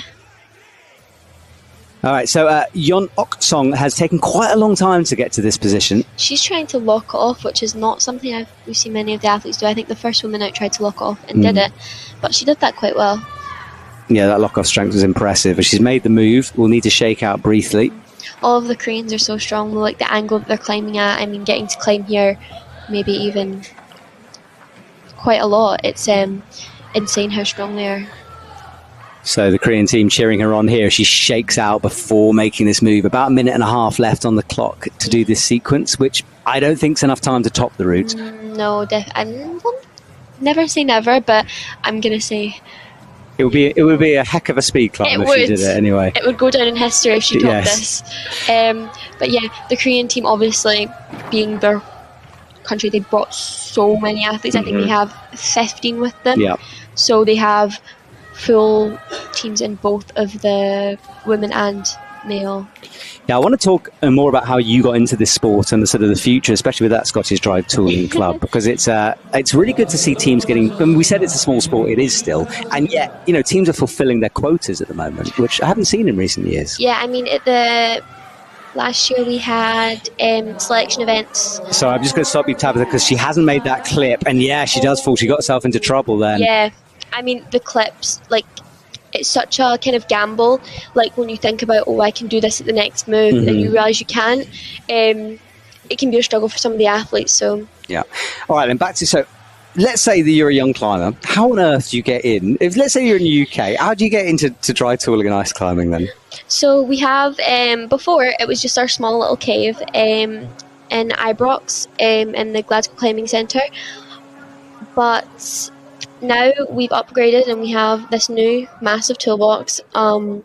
It's amazing. I think it's the biggest in Europe, I'd say. It is massive.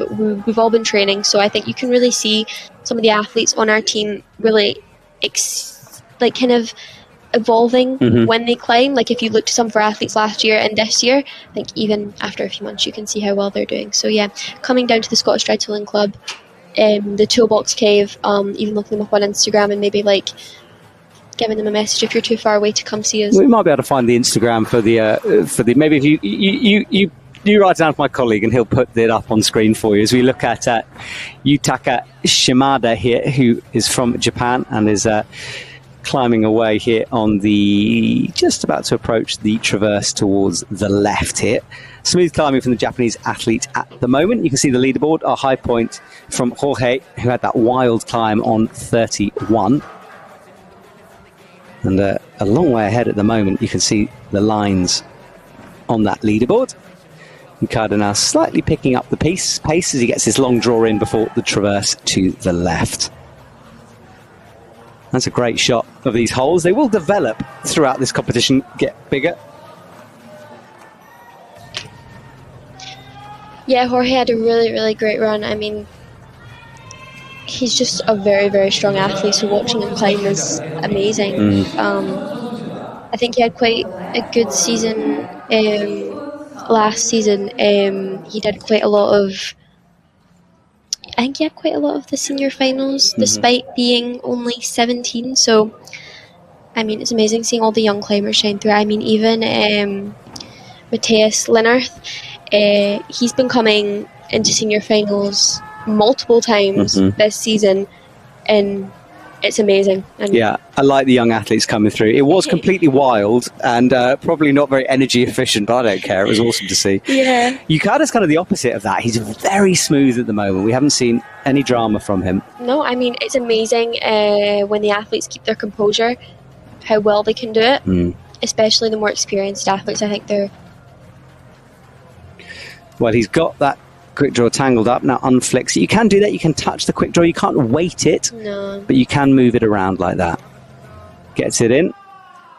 And over on the left we have a Korean legend underway for the women. I'm sure we'll show her in a minute, but Shin is climbing on the left hand side as we sit with Yukada here, who is going around in a 360 to try to get to this wall. I think he's trying to drop into the Stein pool directly. He looks like he's struggling a bit. I think that might waste a bit of energy already.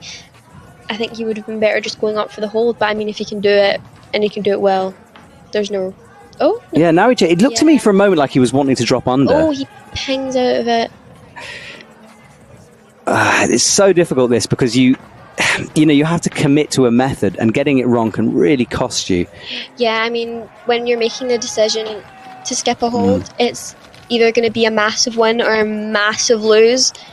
It could cost you the whole route, or it could, get you to the top. So, yeah, you're absolutely right. But now he's back kind of on track here, but he'll have to pick up a bit of time. He's still got 2 minutes left, so quite a lot of time. There is Shin, by the way, on the left. Now, she is our overall winner from last year. She's won pretty much everything there is to do in ice climbing. Yeah, she's just amazing at climbing. I mean, she started a huge new gym as well on the outskirts of Seoul, which everyone keeps telling me I should go and visit, and I haven't managed to yet. Yeah. Wow. I mean, she's a very experienced climber. Yeah, so we'll have to see. She qualified a bit lower down the order because of a few technical incidences that happened in quali. But hang on, we'll talk about next sex. We're about to see this dyno. Yeah, and massive drop knee as well. Very technical. He gets his foot right up on the other panel instead of getting on the blue. Oh, he's got to be careful not to hook underneath that structure. Right on his tiptoes here as well, which could maybe get him the dunk. He's getting set in a tricky position, and now again. This is definitely the hard bit of the men's final. I think this will decide who gets into finals and who doesn't. It's the separator, isn't it? And spinning down to the ground. And there's the axe buried in. Now, last time it fell of its own accord. We didn't see the giant pole come out, but look, I think dizzy. He would be dizzy after all that spinning. The falls here are very soft. They're very good falls, but you can definitely feel a little bit woozy after coming down from the wall. Now, Winshun Shin has been utterly smooth up there. I mean, I've been watching out the corner of my eye, and look at the speed she's climbing through here. If this lady doesn't make finals, there would be something severely wrong. It's not even just her speed. Like, you think she's like down at the bottom, and then you look up and she's just right there. It's like effortless. She is the Yanya Gambra, but a little bit older, of ice climbing for sure. 100%. All right, well, she's checking that clip to make sure it's all good. I can imagine she's maybe a little bit apprehensive after the technical that she called yesterday. Her clip maybe unclipping a little bit. So yes, so explain that a bit. Her clip unclipped. Yeah, so she was up on I think it was the second female route. Got to the top, but not only did one of her clips unclip, one of the holds broke. Okay, so a double whammy. Yeah. Got to climb again. But she got knocked down on the route. I'm not too sure what really happened. I don't think I can speak very confidently about it because I'm not very in the loop about it. But she's doing amazing here and definitely making a comeback from the qualifiers. Yeah, she's so experienced. She'll be able to sort of put that behind her and move on, which she's doing right now. She doesn't even look like it's phased her even a little bit. Well, she's very likely to go through Anetta's high point here as she moves towards 31 with plenty of time. Look, 2 minutes 36 on the clock. I think we're going to see a top here, 100%. Yeah. I would say, we've just commentated cursed her here. This is this is really problematic. Yeah, exactly. We're tapping our brains here. Yeah, exactly. Well, we think. We'll see. But she's certainly got the potential to do that. So got roughly 2 minutes. It's a lot of time, isn't it? It's a lot of time. Definitely enough time to top the route. So Shin will transition onto the plywood away from the ice here. And this is the difficult clip that Anetta struggled with, and Shin is into the top spot right now. That looks like quite a sketchy hold there, a little wrap. I think they're quite slippy, but going out to a Stein pool. Oh, it's a long way out. These Stein pools are quite good. They don't have very many edges, or like some of the Stein pools are metal and have edges, so you have to go front on and be very strong to get them. But these Steins look quite a good view of the try-hard face that I think quite a lot of athletes, it's very fun to see all their try-hard faces. Everyone's got a different one, so... Yes, I love a try-hard face. Mine is particularly gurning, I'm sure. Mine isn't very good either. I want to see it. That is the top hold. Now she's got to clip the quick draw and match the hold here. So she'll. It is also allowed now. They've made it so you can just tap the hold. Okay, so it doesn't need to be like a control. No. Okay, well she's in. I think she would. More than enough anyway. Yeah, that's amazing. On mine's a feat. Well, as expected, Shin gets to the top. That is the new high point, and she will cruise into finals there. She still looks composed even coming down from the wall after topping the semi-finals route. Super impressive from Shin. It's amazing. Yeah, she is. If you were a betting person, I put a cheeky £5 on her. Now, the Scottish Dry Swordsing Club has been commenting on YouTube with a bit of information, so you can go and click on them and give them a follow if you've been interested and listening to Tabitha's story.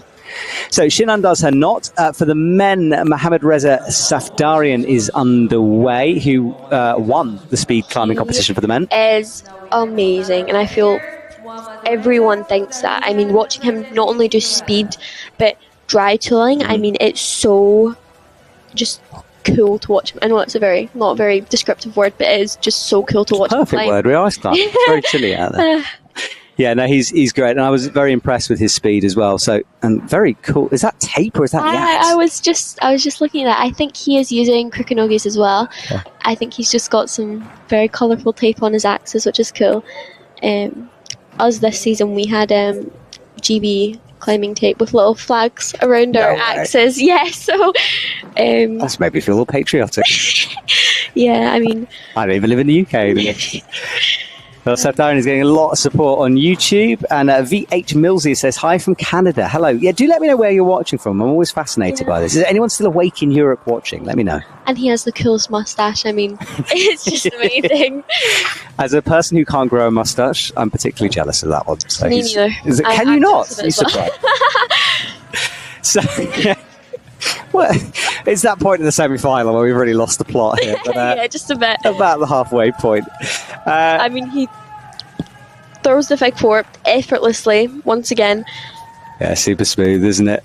This is looking very good. Can he make his second finals in 2 days? He's got a very cool shirt on as well. You can see it's kind of ombre effect down the arm. Oh, yeah. Pretty. It's a good spot, Tabitha. You're on this. You're very good at this. Well, long clipped, and Olga Kosek is underway for the women, who is another one who really will keep an eye on for the final. I'd love to see Olga do well. She's such a nice person and such an amazing climber. She had kind of in qualifiers on the first female route, there was a move which it spat off quite a lot of people, but she got spat off it as well. And not only did she top the second route and make semi-finals, it's just amazing. And I think we can expect her to get into finals. All right, we'll have to wait and see for this. Meanwhile, Safdarian does that rotation. And shout out to our European peeps listening.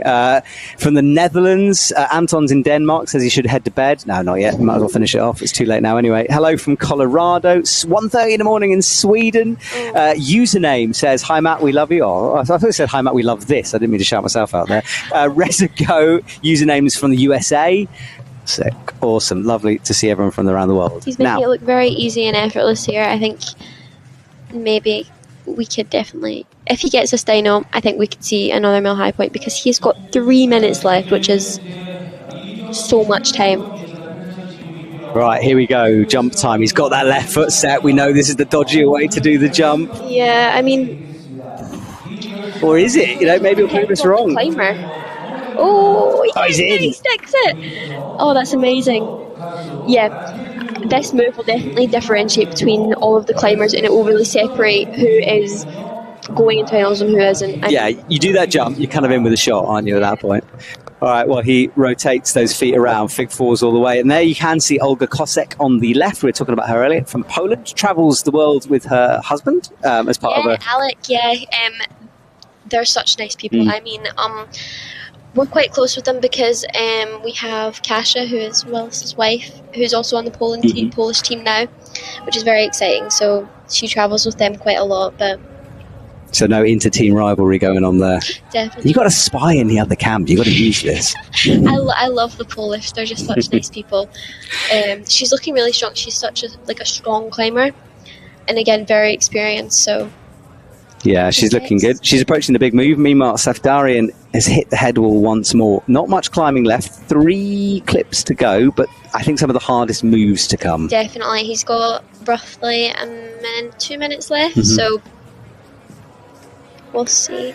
And also, they've got quite good music playing outside. I mean, while qualifiers was going on, I mean, I was listening to the music, and it wasn't like rave music like it usually is at the comps. It was actual songs playing. Yeah. It was quite nice to know the words to some of the songs. I agree with you. Apart when I walked into the stadium at about 6:30 this morning, there was some very heavy metal going on. It was a bit much that I heard early it on. From inside the observatory, and it was definitely, it made me quite awake. So yeah.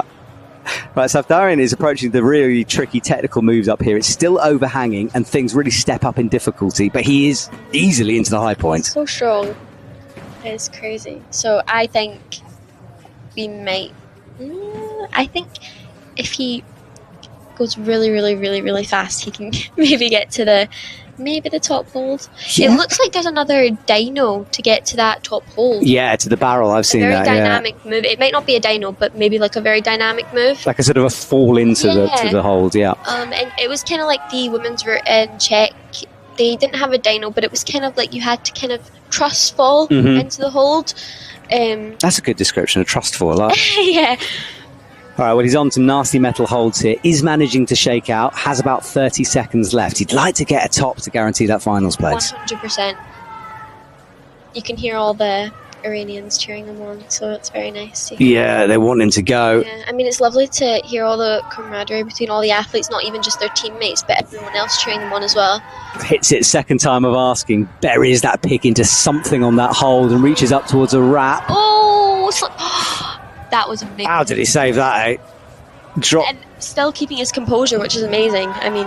Yeah, will he have time to complete the route? He does that trust fall jump. Oh, I think he's just out of time. He might be, but remember, this clock isn't always accurate, so it could count, but whatever, that was a good run from Safdarian there. Oh, I think that may have been a top. I don't think I heard the guy shout until... Yeah.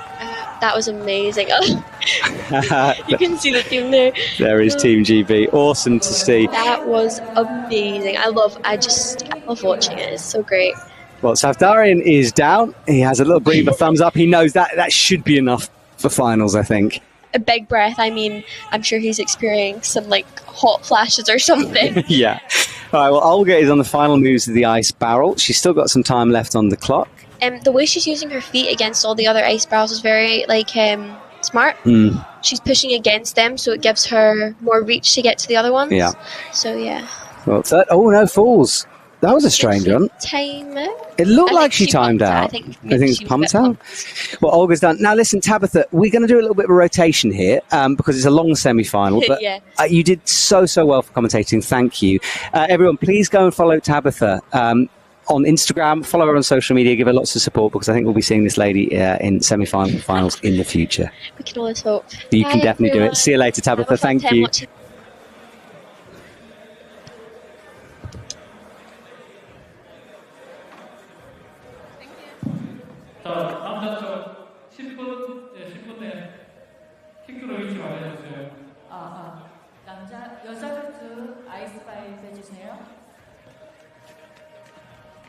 Thank you for great work, Olga.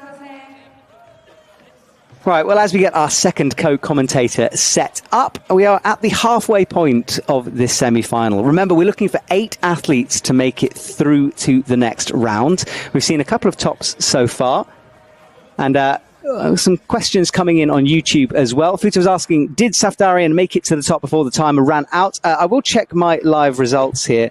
There is a live results feed you can watch to confirm that, because it is a bit tricky with our clock sometimes. It's as accurate as we can make it, but occasionally it's not. And Safdarian is on a 38, so that is the top hold. Is it the top hold for him? Yes, no, 39. So he was timed out just before the top, according to our live scores. Okay, so our second co-commentator is from Team Spain in the commentary box. So Javier, hello, sir. Nice for you to join me. Tell me a little bit about yourself. Well, I started doing ice climbing like 4 years ago, and I love this world. And I've been like training a lot for this sport all these 4 years. I compete in Continental Cups and in the World Cups. I didn't have the pleasure to be in semifinals yet, but I hope it's coming. It's coming, I'm sure. Well, look, you're a fairly young athlete coming through. The gentleman on screen, Tristan Ladevant, very experienced. Do you learn a lot from watching people like him? Yeah, for sure.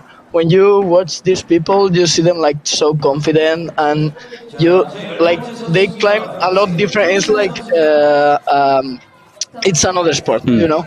Like they climb so fast. They all the time know where to put their axes, how to move, and everything they do, you learn something. Yeah.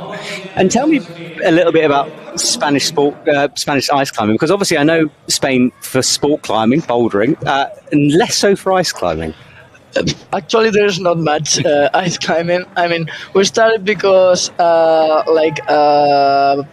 selection training to know who would come with the federation, but nobody knew how to do ice climbing.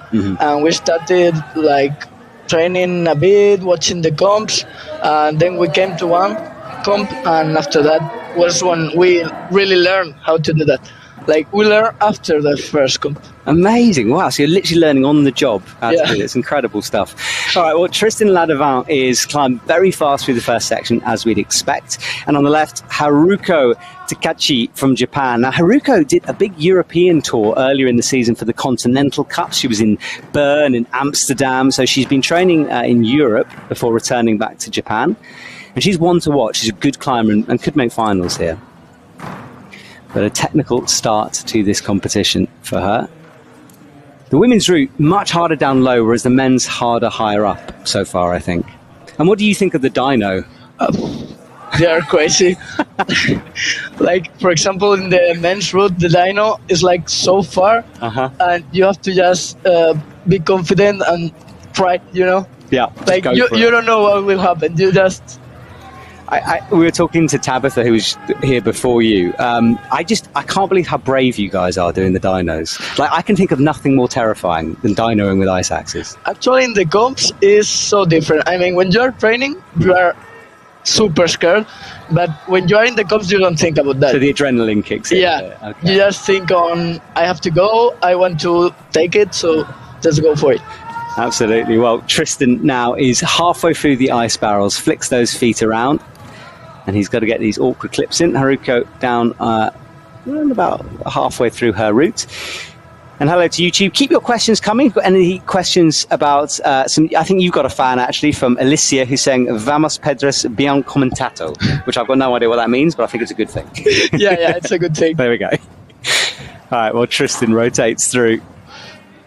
And now this move, it's interesting, isn't it? This down climb sequence. Yeah, it's something that you don't usually train for it, but normally we train in a small walls, so the only thing you can do is like go to the right or to the left. True. Or up and down. That's true, actually. So normally you train more for that than you should, so it's not a difficult part, you know? Yeah, that's a really good point, because a lot of athletes have, as you say, other home gyms, but they're very small, so you guess you've got to go up and down on them. Yeah, I hadn't thought of that. Well, he's got to go down in a minute as Tristan Ladevant. You can see that nose strip, I think that's part of his training. He trains very, very hard. In fact, the brothers have an interesting method because they flew into Korea very late and they're leaving as soon as possible because they don't want to get used to Korean time. So they want to not be jet lagged for Europe, which I thought was interesting. It's a method anyway. How's your jet lag? I'm not sure if that works because last year the Spanish team we did the same. Yeah. And it didn't work at all. Did it not? We were completely sleeping everywhere. Didn't the Spanish team miss the bus last year? Did you have to get a car or something? Yeah, yes. We had to get a taxi because we came late to the bus. Amazing. Well, Tristan gets set for the dyno here. This is a risky move. I think it's kind of 50-50, this jump, whether you make it or not. He's trying to drop down to the volume and get himself set. And it's not only the take it, it's to remain on the hold, you know? Yeah, and he can't remain on the hold. He falls straight out of that axe. Wow. That's surprising. He was one of the favorites. He had the axe deep in the hold as well. Yeah, but sometimes you don't have enough power, you know? You are pumped. Yeah, you basically got to sort of catch your full body weight on one arm and hold it. So it's pretty tough. Oh, was that your mum who was on the commentary? Oh, okay, I didn't realise. So that was... That's amazing. That was Javier's mum saying hello. Hello, Javier's mum. How you doing? That's lovely. Oh, I love this sport. Right, Haruko is moving through these ice barrels now. She's been on the wall for quite a while. She's going to be approaching nearly sort of the last couple of minutes of her time here. So she might have to pick things up a bit. And this move, because your feet are hanging in the air, it's really core intensive. It's a lot to deal with. Those type of moves are so powerful. You need to be strong of the core and all of that. All right, well, she makes that first transition over to the right. These huge ice barrels that they've held their form quite well. Last year it was very warm and they were dripping, making the athletes quite wet. Here it's cold at the moment, so they're keeping frozen, which is good to see. You can see Shin at the top. She was the only athlete so far to top the route, but lots of strong athletes to come here.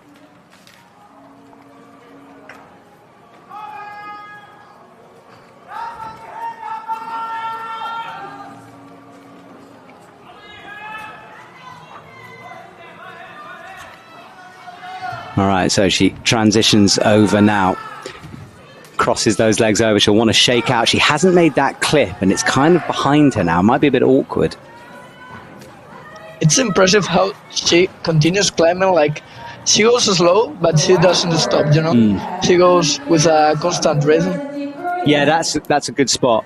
But about a minute and a half as well, so it could be enough to get towards the top of this women's pack, which is very tightly bunched towards the top. But I think pump really plays a part in this top sequence. Yeah, this move doesn't look so hard, but you get so pumped. Yes, you do. Oh, no, she drops that axe. She left it behind. We saw someone else do that earlier, leave it, but it knocks down. Now, technically, she can carry on climbing here. But she's on ice. Yeah, what does she do? Exactly that. I mean, you could use your hands in the ice, but it's not going to happen. You know, you've got to try it, but she is in a lot of trouble here right now. So she's dropped that axe. She's going to have to, I mean, what are you going to do? She's crimping the ice. Oh, it's an absolute nightmare for an ice climber, this. The tool on the ground, she's still hanging on. She could theoretically hang there for the next 30 seconds or so, but she's not going to improve her score. So what do? Do you try to just jump for the next hole, try to get some points? It's pretty tough, this. Yeah, she eventually gives up to the inevitable and she'll go back down to the ground in fourth. All right, well, that's a moment we don't want to see, but it's part of the drama of this sport. And there is the ice axe on the ground where it fell. It bounced a long way off the stage. Javier, talk to me about falling ice axes, because isn't that really dangerous and scary? Yes and no. I mean, here you go directly to the air, so there's no problem. Maybe the axe can hit you, but it doesn't have enough weight to do something to you. But for example, when training, it's more dangerous because you are like so close to the floor, and maybe you can fall and just put all your weight to the axe.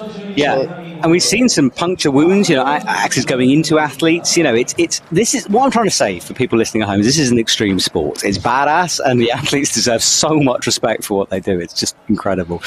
Okay, who are we watching here? We are watching Seol Kim Min after that fall from Tristan Ladevant on the dyno.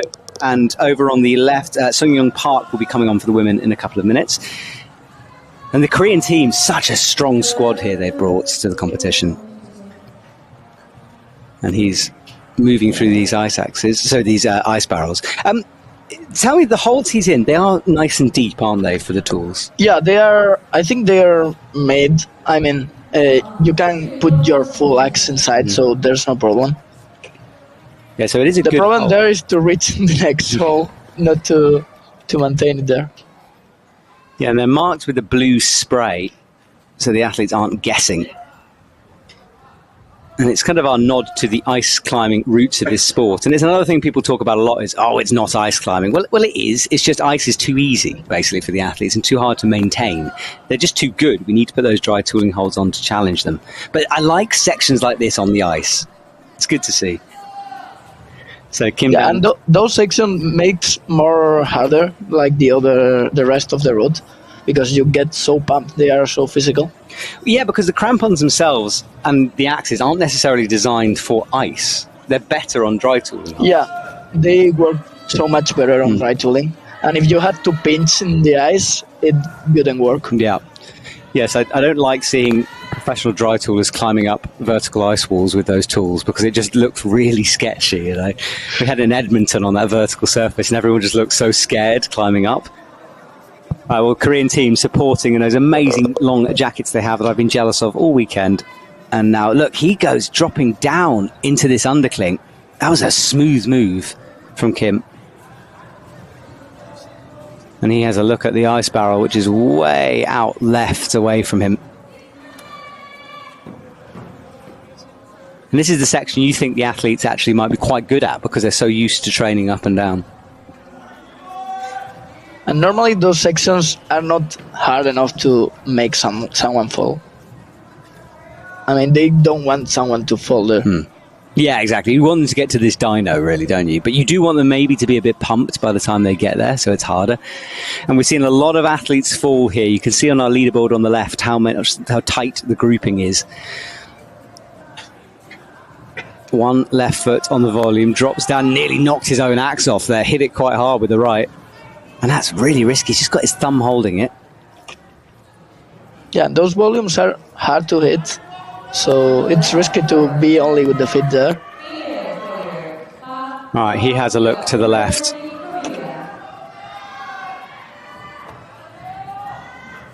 Has a long look out, gets himself set. He's got no hands. That's so cool. Double ice axes. That's something from a computer game move there. Call of Duty styly as he jumps over. That was wicked to see. Right, makes a hook over. Flicks that right leg over.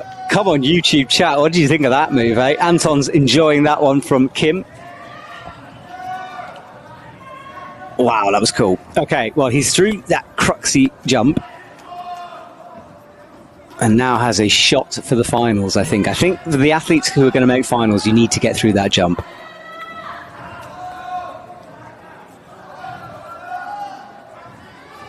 So he's on that nasty... What is that hold? It looks like a rhino horn to me. Is it got any edges on it, or is it completely smooth? It doesn't look like that. Oh. So you think it's just a sort of a smooth, slight curve to it, but not much? It's like the angle of the volume makes it better.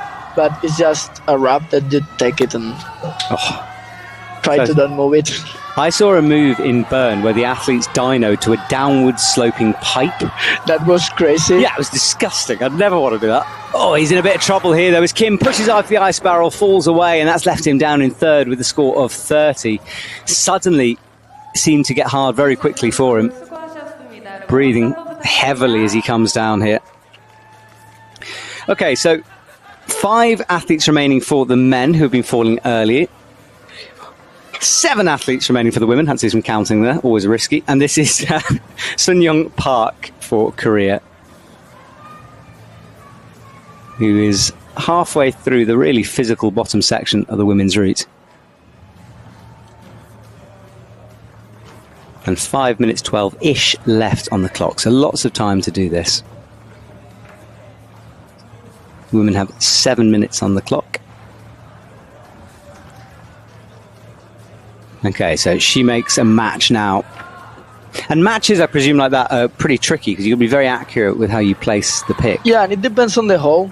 Like, there are some holes that you can match so easily, but there are others that have one little spot, and if you're not there, you are out. Gone, yeah. You've got to be so careful. Remember, the athletes, although they get to look at it from the ground, they haven't seen the holds themselves. So Park making this clip here, and she looks up left, down in 10th at the moment. Only one top so far on this route.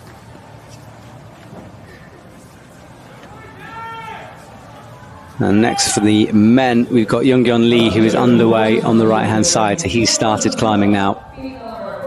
And again, one of these really horrible wraps. A smaller rhino horn this time. She's not comfortable with that. On the reverse grip as well with that left hand. Has a little cheeky look out left as she gingerly puts her weight onto the hold. And there is Youngyeon Lee over on the right. He won the overall title last year. And yeah, I think absolutely one to watch for this one. I'm pretty sure he won the gold medal here last year as well, so he would like to make that the double as well. Hello, Jai Scovery from the Netherlands. He says wow from that previous dyno. Yep. Well done everyone who's watching and enjoying the action here with us today as Park starts to rest. Now, what would you do for this move for the women? Because some have fig forwarded it, some have stretched. I would normally just go for it, like blocking. Like that? Yeah. Okay. but I think it's more intelligent to do the figure four, because And why? you don't risk the move. Like when you go blocking, you move your axe and the angle change. Ah, okay. So it's much more probable that you slip. But is a figure four not very powerful to do that, because you have to sort of, or is it more restful? No, it's more powerful. Okay. You spend more energy. Okay. So powerful but less risky, maybe. Yeah. Okay, I understand. All right, well, Park has a look over to the ice. She's done good work on the dry tooling section. She knows she needs to get some energy back in those arms, though, because it's really pumpy in a minute. Reaches deep, goes up, fig four in, and here we go, into the ice for both athletes. Youngyeon Lee as well, who has really climbed quickly through the bottom section of this route.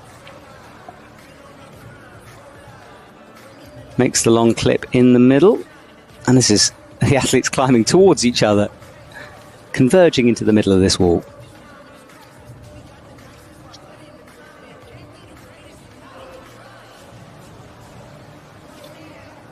So Sun Young flicks the right leg over, gets the clip in nicely. This is good climbing from her so far. Drives that foot in, another fig four.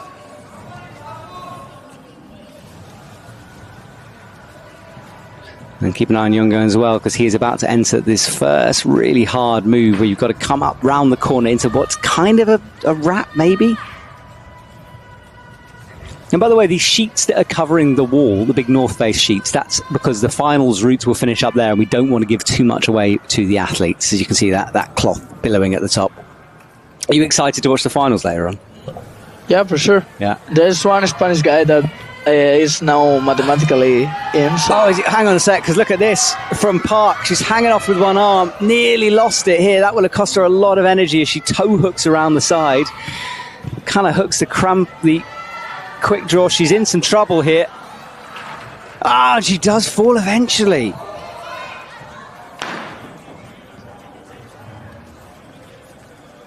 Wow, well, that was a dramatic moment. Suddenly went to pieces on that one. Those legs dropping down. Had to do that really sort of a front lever move to get your feet back up above your head. Yeah, and normally when you lose your feet is because you are pumped and you are going to fall. I mean, you can fight a bit, but normally it's because your body is going to the limit, you know? Yeah, absolutely. And you can see it suddenly, can't you? Wow, well, that got dramatic quickly there. And it's about to get even more dramatic because Youngyeon Lee is approaching the dyno. Now, his feet are really high. I wonder if he's going to jump from this position or if he's going to... No, now he drops back down onto the volume. Little bobble there with the feet. Holds the match. And now he gets himself for this leap to the left.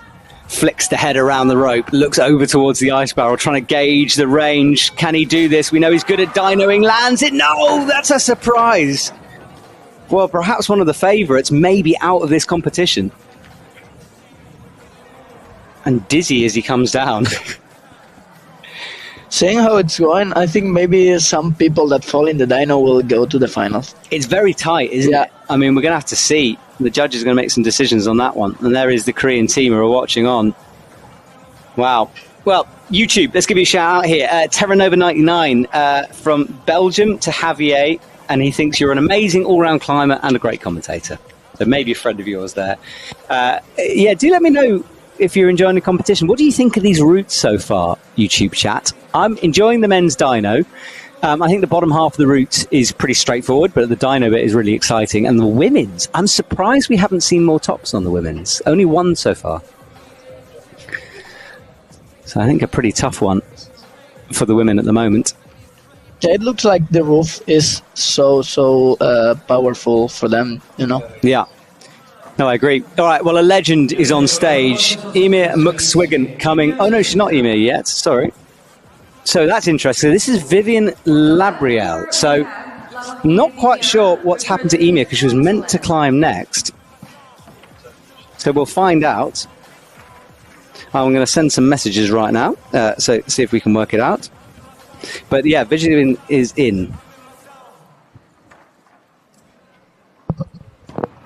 All right, so Vivian Labrielle climbing for Switzerland in place of Emir McSwiggan. I'm not sure quite what happened to that one, if the Maybe our starting lists are wrong here, but we'll work it out in a minute.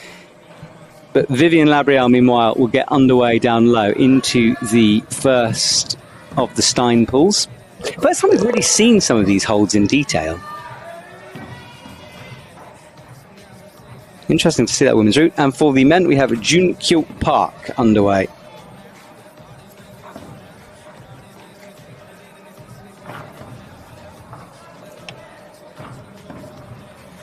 All right, so Park, meanwhile, hanging on a pretty tenuous hold down low, but none of the men have had a huge issue with this one as he comes into the side pull.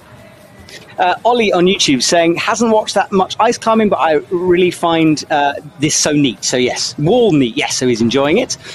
Yeah, quite a few new people joining us for this sport, which is cool. Nice to see you newbies out. We have 5 events throughout the season. And we're just being told that, yeah, Emir is next after Vivian Labrielle, just to let you know. So I'm not sure why that order was there, but that's what's going on with that. So Emir is out next. Okay, so Jun Kyo Park is into the ice barrel, the first or second of the ice barrels on his route.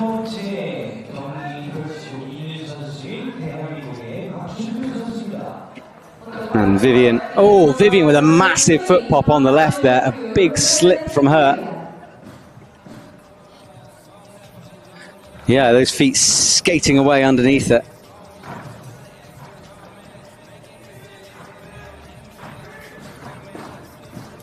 I really managed to save that. And tell me, Javier, that moment, how does it make you feel as an athlete? You know, when your heart rate goes up, is it quite difficult to calm down after you have a slip?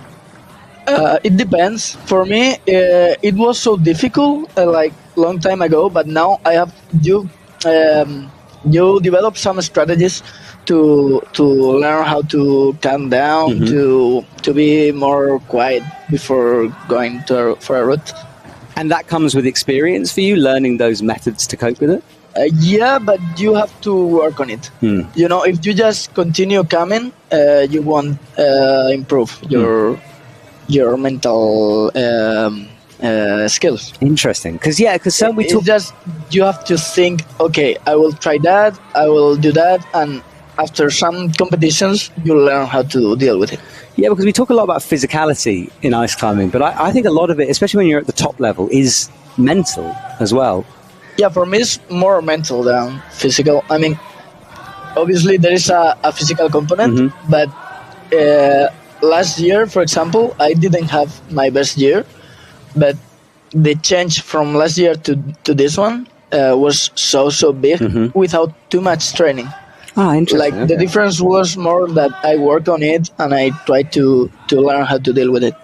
That's so. And your results, have you seen better? Well, I know I'm saying that's unfair. It's only competition number 1, isn't it? So maybe there's more to come. But yeah, I can't wait to watch and see that. I'll keep an eye next time you climb. Yeah, see if I can see. At least in the Continental Cup, it has worked better. Okay, that's good to know. All right, well, Vivian Labrielle is into the ice barrels now. She's working her way through holds 20 to 22. And Jun Kyo Park is, as every athlete has done, just struggling slightly here on this move. You got to get yourself set up properly.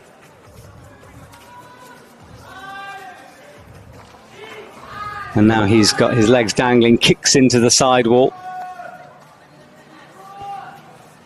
Hanging off on just one arm. There's only 2 points of contact here as he gets the Stein pull locked in, and now he will breathe a sigh of relief as he drops down onto a better hold. Vivian, meanwhile, on the barrels.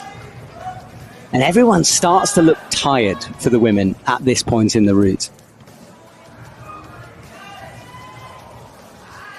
Jun, meanwhile, starts dropping down towards the bad gold hold on the left.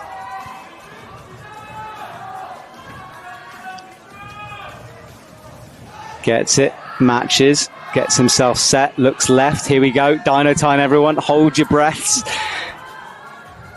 He goes for the... Oh no, a slip as he did it. Those crampons, and you can see how disappointed he is. I don't speak Korean, but I have a feeling there's a few swear words in there because he is absolutely devastated at that one. Those feet just skating away from him as he made the jump. Wow, well, Vivian still going. I thought she was looking pumped, and I hear it. Yeah, I thought she was looking pumped, but I think she's okay. Minute 23-ish on the clock here, so she's approaching her end, but she has got time to finish this route if she goes quick. One thing about the top athletes is that even if they are so pumped, they can continue like for 2 or 3 more minutes doing like crazy things, you know? And how do you train for that? Is it just hours of repetition? Yeah, I guess. Just round and round and round in circles. Oh, Vivian spirals out, so she's gone quickly.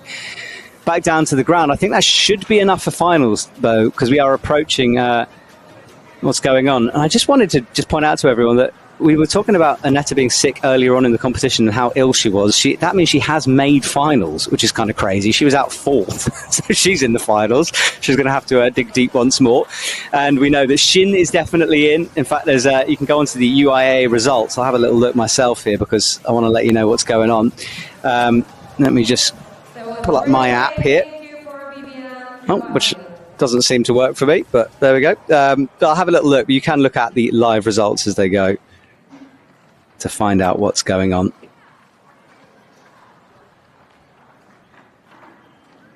So, 2 athletes done. We pull the ropes. Emia McSwiggan is out next. I got a bit confused because of the rankings that I've been given, but Emia will follow us from Ireland. I know she's got some big supporters. Jumuk James says he's been climbing on rock for a long time. This makes him want to get back on the ice. Such a unique style. Yes, James, you've got to. Absolutely, you got to. What country are you in, James? Let us know. We can maybe point you in the right direction of a dry tooling wall.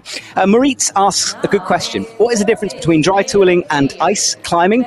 Well, they're kind of the same sport, the same category. The reason we call it ice climbing is because that's where it traditionally came from, but ice is just simply too easy for these athletes to climb and too difficult to maintain. We have to have the dry tooling holds in order to increase the difficulty and also allow some creativity for our route setters. So it is still ice climbing, but kind of the elite level of it, if that makes sense.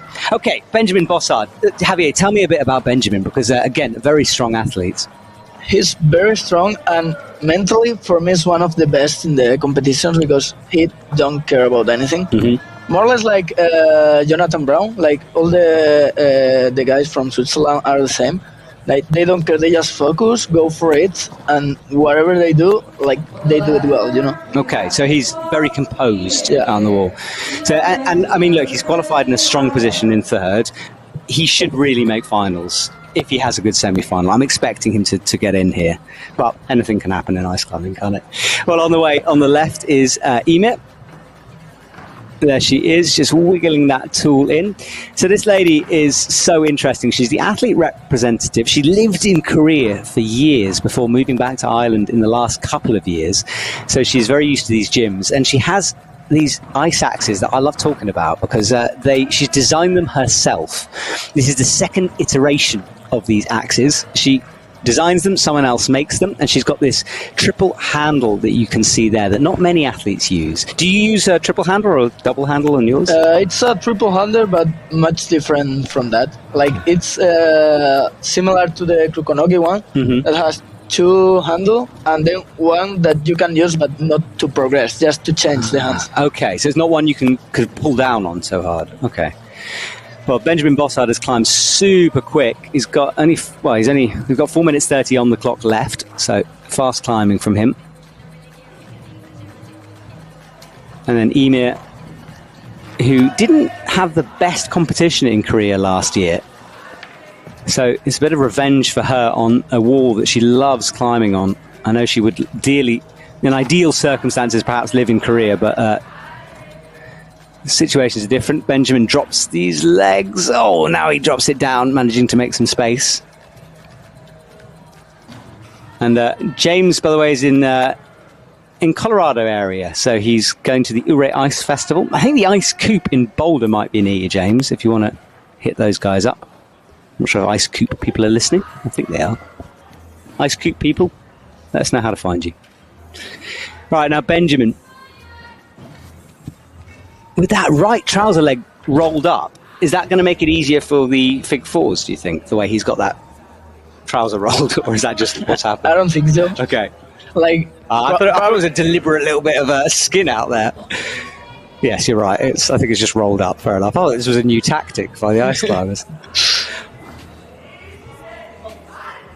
Benjamin drops down nicely, has a Stein pull locked in now.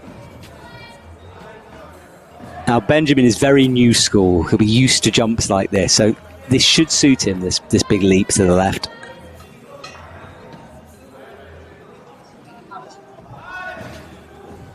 Has a look at the ice barrel, gets himself set, looks down at the ground. Here we go. What can Benjamin do? A little slip as he left the... Oh, but he's managed to hold it. Yeah, there was a little moment where his crampon seemed to slide. All right, wraps the leg over. He's going really fast. Maybe he has the time to get to the top. I think, especially for the men's competition, speed seems so important. Like, you have to be able to climb fast. For me, the most difficult is to learn how to deal with going fast, but not forgetting to be precise, you know? Yeah, because it's risky, isn't it? Yeah, sometimes when you try to go fast, you suddenly fail because you didn't put your attention on anything. And of course, there's one chance and only 5 World Cups. So, you know, the pressure that you have to deal with is a lot. Well, Benjamin buries that ice axe in, upgrades the grip, flicks over the leg as he approaches the plywood once more, kicking those feet in. One leg left behind. And Emir is about to launch into the ice barrels on the left to let you know where she's at. Benjamin almost getting hit by the ice barrel there.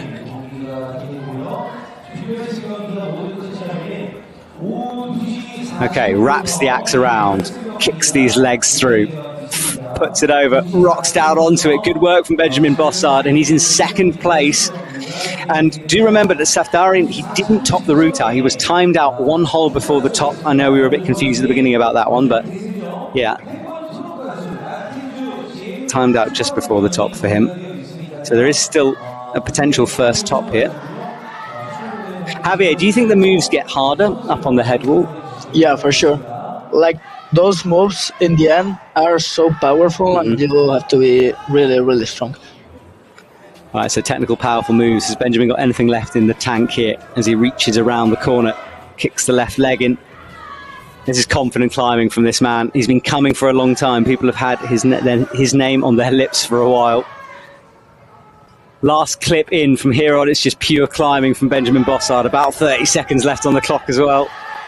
Nasty floating Steinpull here. Next hold is a real horror show. Look at it shining in the sunlight. Oh, I would hate to hook that thing. Commits to it, kicks. Oh, and he does slide off it. I said it was a nasty one. Benjamin Bossard, but that will be easily enough for finals for him. Thank you for your good work. It was Benjamin Bossard representing Switzerland. Okay, well, we'll see Emir in a minute because she's doing really well, meanwhile, for the women. But Benjamin, that's his fall. He's disappointed, but yes, as you can tell. Right, so Emir on the ice barrels. Only Shin has topped this thing out yet. Can Emir find something? She was battling with an injury last season that held her back a bit. She's injury-free now and climbing with so much more fluidity in her movements.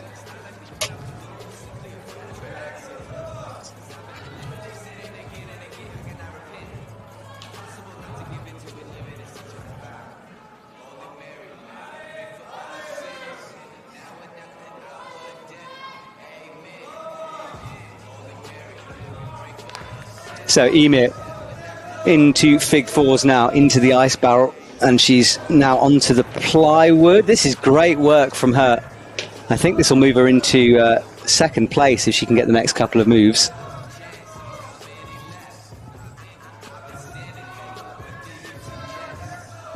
All right, so a wrap around.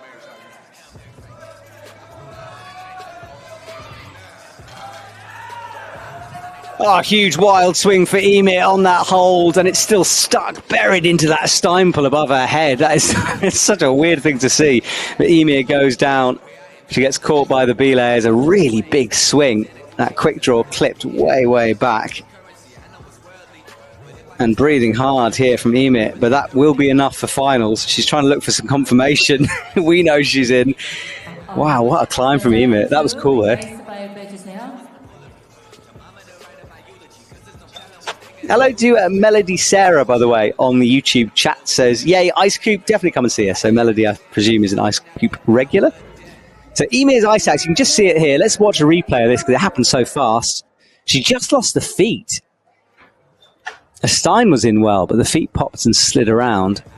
And there is... it looks like she was so pumped to keep the hold, you know.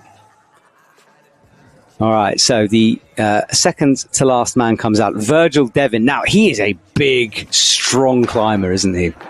He's one of the strongest now on the circuit. Yeah. In the Continental Cups, I don't remember, but I think he only went to Bern, and he went to the final easily. Yeah, he's one to watch, part of this sort of French crew that travel around. Very strong and good training facilities. He won in Sassfield last year, so he's getting better and better.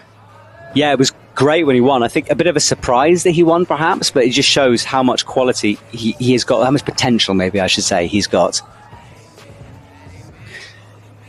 All right, so Virgil, nice and confident down at the bottom. Just 2 men remaining. Quite a few more women going. The women, longer route.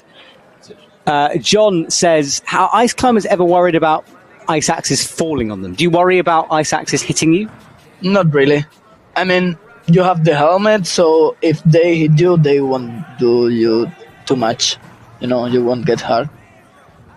Okay, well, you're a braver man than me. I'd definitely be worried about it. And what you certainly don't want to do is try to catch the thing as it falls. That can be tempting. You don't want to grab it. Let it fall. All right, Virgin up to the first of the good wraps. And then climbing down on the left, that's Lorena Beck. Liechtenstein representing. The 13th female player, Lorena Beck, representing Liechtenstein.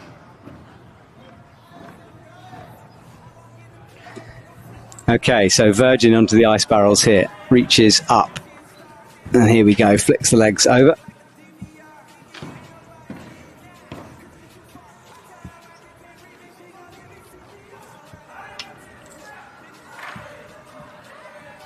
Good work from Virgil so far. You can see our photographers there hanging off the structure. Getting some great photos, and I'm pretty sure the UIAA are posting it on their Instagram channel, so you can go and follow the UIAA Instagram as well, if you haven't already. And Javier, what's your Instagram? We should shout you out. You've written down. We'll put it on screen in a second. Sorry, I wasn't aware we'd already done that.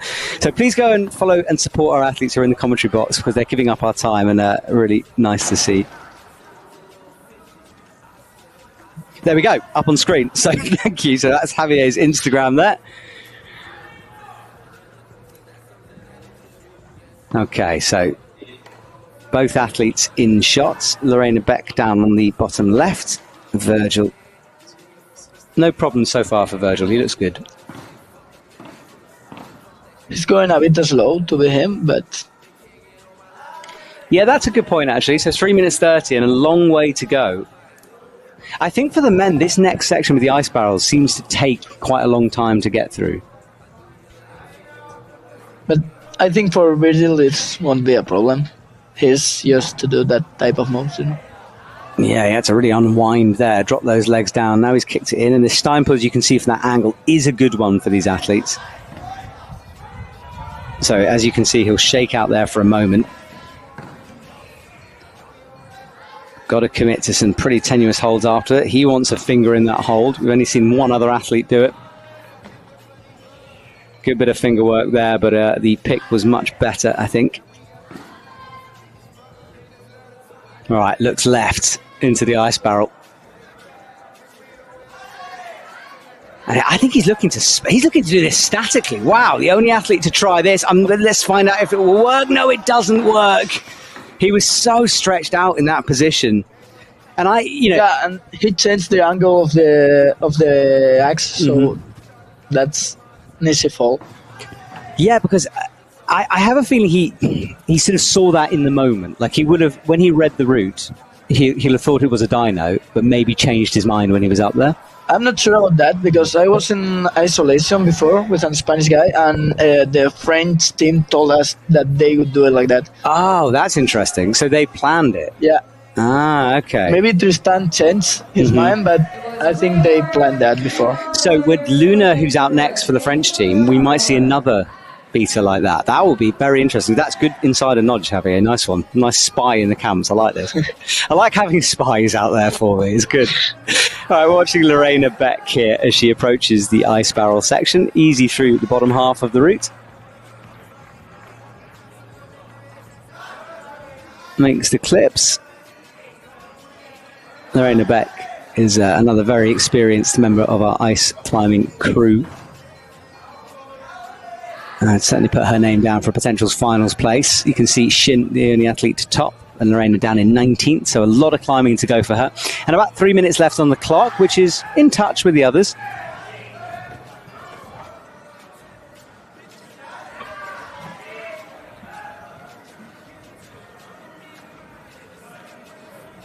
Gets that longer quick draw clipped with no real problems. Got to be a little bit careful with that rope behind, but quickly out, stretches through. And I'm impressed with how confident she is on these moves.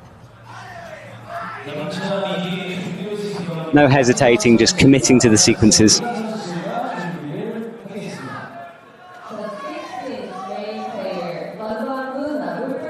Rural Ramper asks, what happens if the ice barrels break in the competition? It would be a massive problem, is the short answer. They're designed to not break. They're very strong structurally, and obviously a lot of work goes into that. I've never seen it happen. If it did happen, it would be a big issue. I'm not sure what we would do. It would certainly be a technical incident.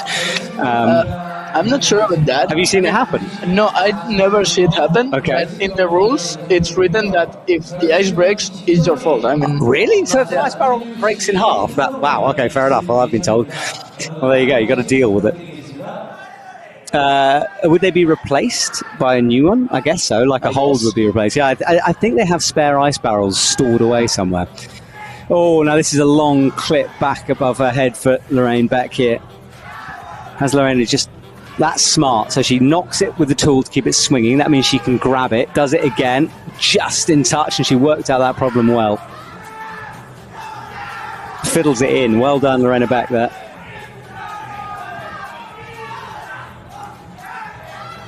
And the shouting, by the way, I think is mainly for Luna Ladevant, who's getting screamed up the wall by his teammates. He's underway on the right, the last of the men to climb.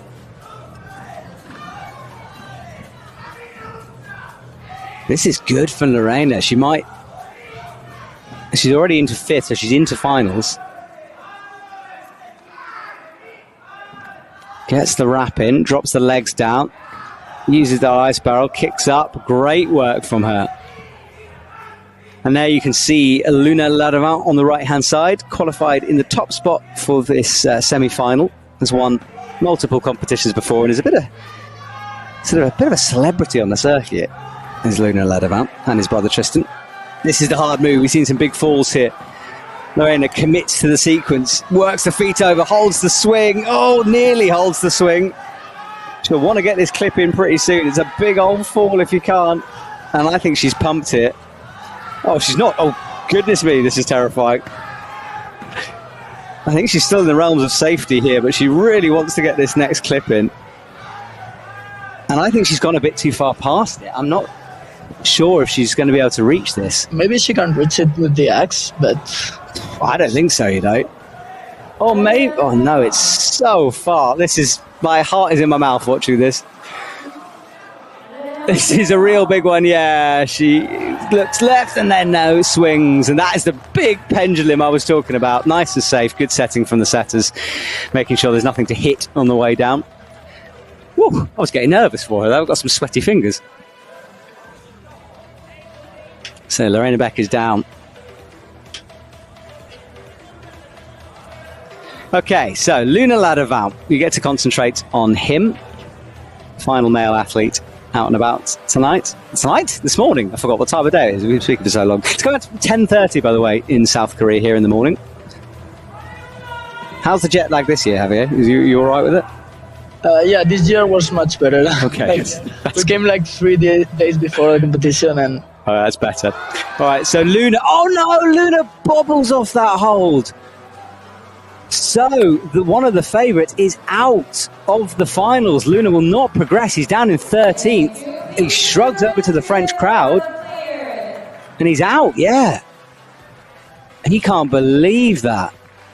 That's a big surprise. Huge shocker, isn't it? Luna Ladevant goes. He was adjusting the tools, and he's talking. I don't know who he's talking. I'm not sure if he's talking to judges or if he's talking to teammates on that one, because he looks kind of angry, which would imply. I didn't see the whole break. I think he's more just shocked. I'm watching out of my window. Yeah, he's talking to his teammates. He's talking to Virgil, who also fell in near the same spot.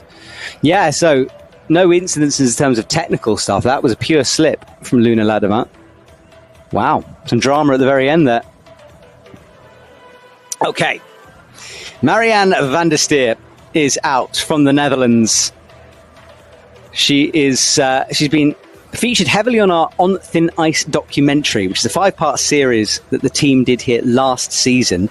And do go and follow her story, because it's a really interesting one. She dedicates her life to this sport, and you can watch that documentary free on YouTube. So go and check that out. Right, Marianne, underway. And you must have watched her going up climbing. Marianne, you must have seen her climbing for a long time. Yeah, for sure. This year I had the pleasure to go training with them, because I am living in Belgium. So I went to their home where they have a little wall, and she's so strong. I mean, it's surprising how they can do those things in that little wall. They have a group of training. They work too much to make this happen. Yeah, it is really good what they do, because they support the local Netherlands climbing as well. So I know she's going as a coach to the Youth World Championships in UIAA, and she's really giving back to the sport whilst also trying to win. She won her first medal recently, and just super impressive athlete. And I love the pink tools. I love the pink on the ice climbing tools. So she's got a lot of support from you guys. John and Marco are cheering her on. Marianne has some technical moves to do, though, before hitting the ice barrels.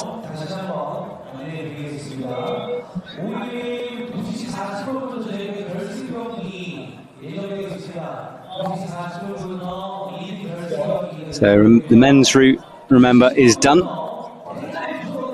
So we will say goodbye to that. The rankings will come through after this.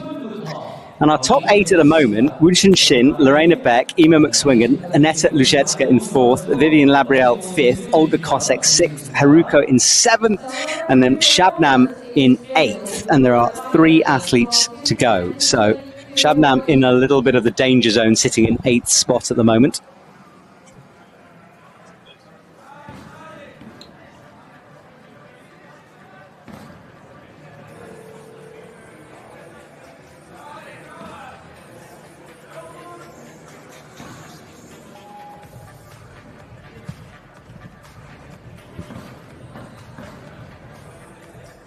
All right, so Marianne, up she goes, hooks into this, what would you call that, like a side pull? Yeah, this would be a mix of side pull and floater, I don't know. Yeah, a bit of both, into the wrap. And makes this match on the tools. And that's all she's holding on to. That's a great shot. It's such a nasty hold, that. It's got a little bit of a flat spot on it, but not very much. This type of holes, you can't move it. And here in the overhang is much harder because the angle changes, and normally your body gets out of the wall, you know? Yeah. Yes, you've been pushed back away from the hold as well. That's a good point, yeah. Pandemonium is saying, can they touch the holds or the ice barrels with their hands? Yes, you can. You can do that. Theoretically, you can climb the whole route with your hands. It's just you don't want to do that. And those pockets... It would be so crazy to climb that routes with the hands. In Saas-Fee, we see a lot of moves with the hands. I think the setters there quite like those moves. And occasionally a hold will be better with the hands. But yeah, ice tools. Actually, you have to carry your axis. So if you go climbing with both hands, it will be massively hard, you know. That's true. Now look at this. Marianne was struggling to find that pocket. Now she gets it in. Just tiptoed that axe over the ice. All right, she makes the match. I think this section for her won't be a problem. like they train a lot on the roof. So Yeah, she's got a tree, hasn't she, and her climbing wall kind of suspended like an ice barrel. yeah, almost half of their wall is a roof, and then they have the golden thing to do those type of figure fours and all of that. So yeah, they train a lot of that type of moves. Yeah, she'll be doing laps back and forth. Now she wiggles the ice axe out. We'll make this tricky clip, but isn't steady yet. She's going to commit to it, though. No feet, just 1 point of contact here. Crazy move. Dennis, her travel partner, life partner, screaming up at the wall. He also competes for the Netherlands. So Marianne into the ice barrel, taking the ice axe with her. Some have left it behind. She takes it with her, which is smart, I think. This is good for Marianne. She's got plenty of time as well. 2 minutes on the clock.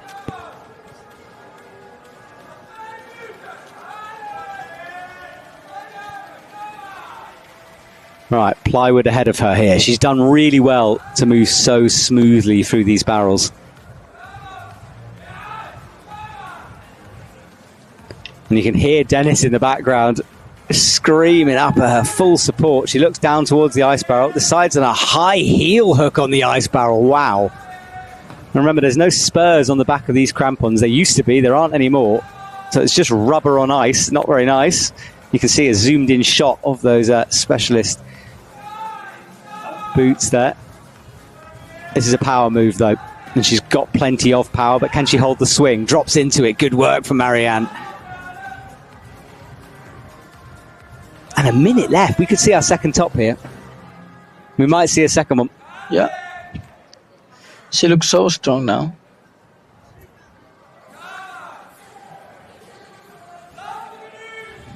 Okay, leg wrapped over. And you can see a good shot. It's just a screw sticking out of a resin hold. Really nasty, but she's done well. Upgrades the feet. Cracks in a fig four on that screw. And the top is in sight. Are we about to see our second top? This will put her in first position, jumping ahead of Shin.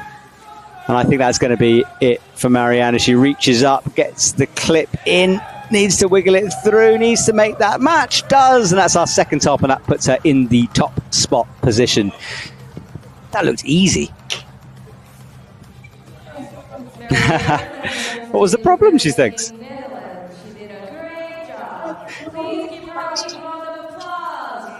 So let's have a look at the results from the men's competition. Remember, these are provisional results after appeals. We're looking for our top 8, and there they are. So our top 8 with Tristan Ladavant squeaking in down at the bottom. And Virgil as well, he fell on the jump. So you were right, a couple of athletes falling on the jump but still making it. But Safdarian, the closest to the top, 38, just one hold away. He did finish the route, but he was timed out one hold before. So that's our top 8 for the men as things stand. We'll see our top 8 for the women after the next 2 climbers, Sina Gertz and Catalina Shirley to go. So, Javier, tell me a bit about Spanish climbing. If Spanish climbers want to just start ice climbing, how should they do it? Who should they contact? Probably they could contact me or Javi Cano, that is the biggest person in this world. Or maybe if they are near to Madrid or something like that, they could go to Israel Blanco or Enoch. So is Madrid the main place for dry tooling gym? Not really. There's a gym in Madrid, but we have our most important training wall is in Extremadura, in a little city where we live, most of us. Okay. So it's like a community of ice climbing. There are like 2 groups, the group from Madrid and the group from Extremadura. Oh, wow, okay. Oh, fascinating. Well, we saw a little bit of sunshine start to creep in. The stadium will warm up a little bit. It was minus 13 when we got in the car this morning. And it was pretty cold here. I walked into where the athletes were warming up and they were trying to warm up, just huddled around fires in tents. But things are warming up now as Sina Gertz gets underway. Penultimate female athlete out. And 2 tops now for the women's route. YouTube chat, if you're in Europe, you're still doing very well. It's very early in the morning there. Is anyone still in Europe watching us? Do let me know.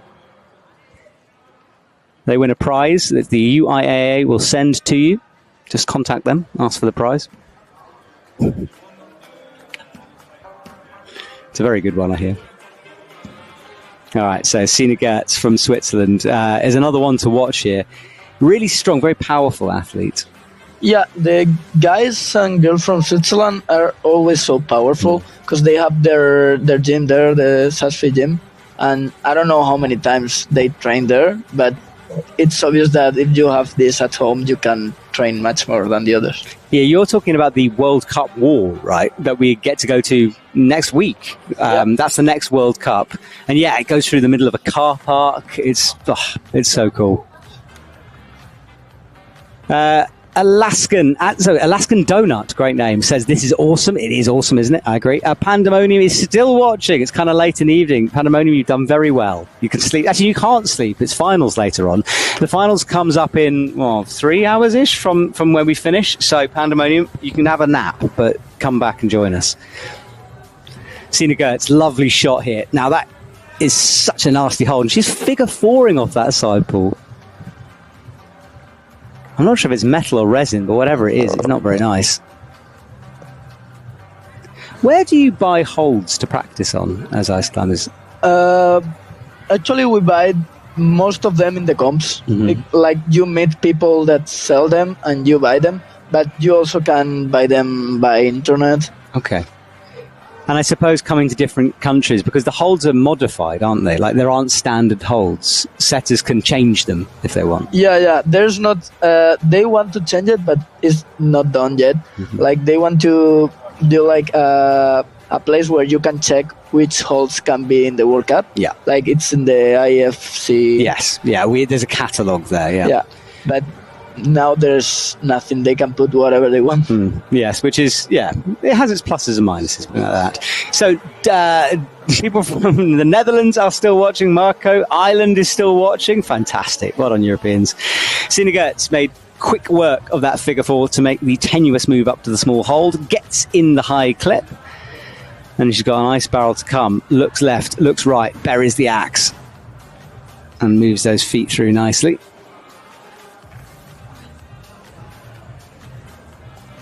Yeah, that's fast from her.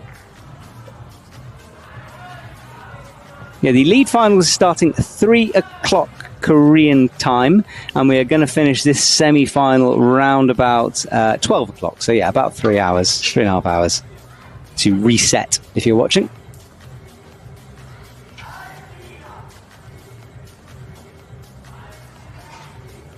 Sina Gertz has plenty of time, around about 3.5 minutes.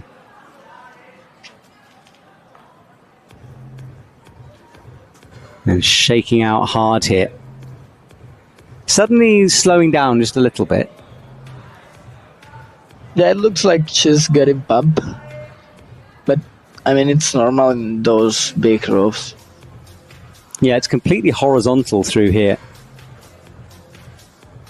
You think IFSC overhangs are extreme. You should see what these guys have to climb through. It's a real roof.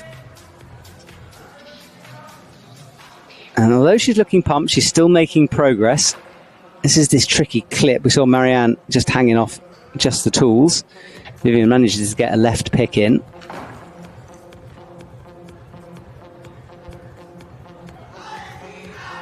Right. Into the next ice barrel. Straight into another fig four.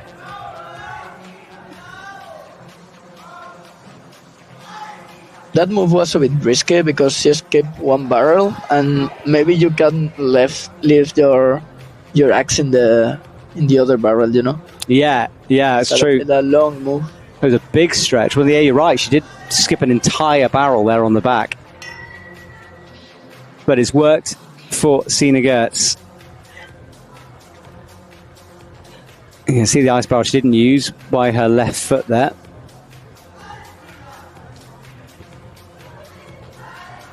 Right, into the wrap. This is for me, the scary set of moves here. You got to get this wrap. And most of the athletes haven't clipped from here, so they've clipped from the undercling. Just gives this big pendulum safe fall over to the left. From this wrap, you can't move. If you move, you're out. Ah, okay, so that's why they're not clipping from there. Okay. Although she's fig fouring it and clipping, so forget that. Sina Gertz does the impossible. Unbelievable. Wow, the trust she must have had in that. that shows some confidence from Sina here. Obviously feeling in form as she gets the Stein pull locked in.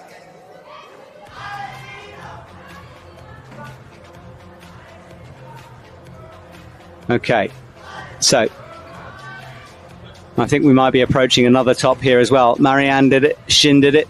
Can Sina Gertz do it as well? Oh, nearly didn't. That left foot popped off at the wrong moment. One clip to go though. Does it on a fig four. She's so confident on these fig fours at the moment.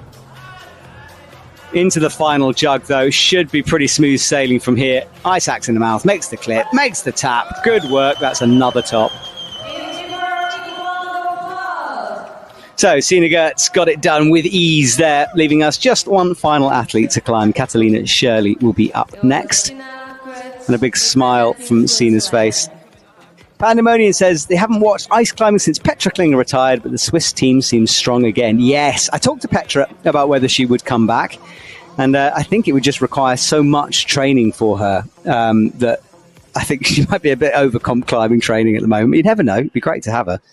Yeah, it's actually quite different from usual climbing, from sport climbing, and you need to be so focused at least 3 or 4 months a year to be good at these comps. Do you sport climb and boulder as well as ice climb? Yeah, not boulder, just sport climbing, but yeah, I am all the year training, so different. I do alpinism also. No way, okay. So you're not just doing one type of climbing? No, I do everything I can. Wow, you're an all-rounder. I'm impressed. Well, we're looking at this ice waterfall in the background. See, I want to go and climb that thing. That looks cool to me. And I think you can come and climb that. I think it's... Yeah, I think this was made before the structure. I mean, the park was about climbing, ice climbing, and those... But after that, they built the structure for the comps and all of that. Yes, it's a artificial ice wall, so they spray water from the top, that freezes. So Catalina Shirley, and she's got a huge amount of support online from people watching in the States. She is our final athlete out. There's a bit of a delay going on. I think it's a technical incident. I can see setters staring up at the wall. I'm not exactly sure what's going on, but there is Team USA out in force. And if you didn't see the USA dance last night during the speed competition, it means you've got to go back and watch it. It was beautiful, coordinated, clearly planned, stealing the show away from the athletes. And I like the signs. Yeah, so I'm not sure. I think there's some kind of a technical incident, but it looks like the belays are now ready. So Catalina out next. The men, of course, have done. And the men and women's speed finals was last night. You can go and watch that for free on the UIAA YouTube channel. Okay, so entering the stage, our final athlete. Lots of support online. Katie Shirley says, go Kat. Marilee saying that Kat works with us at base camp. So stoked to see her climb. Yep. And she won speed last night, didn't she, Kat? So there's one gold medal already. But just to let you know, everyone, a bit of inside information. Last night she was saying she had a bit of a sore shoulder. Now, I'm not sure how that injury, or if it is an injury, has developed over the night, but certainly she was struggling with something last night. So fingers crossed that she's okay here this morning. It's crazy how these people can do speed climbing and lead climbing. I know, right? Like, they are so different and you need to train for both. So, yeah, absolutely. It's such a different sport. And the ones who do both, it's almost double the amount of training that you have to do. All right, so Kat underway here. So, a little bit of a slip there, but no problem. 6:30 on the clock here. And keep an eye on that leaderboard on the left. Sina Gertz leading the way after that top and the higher place position.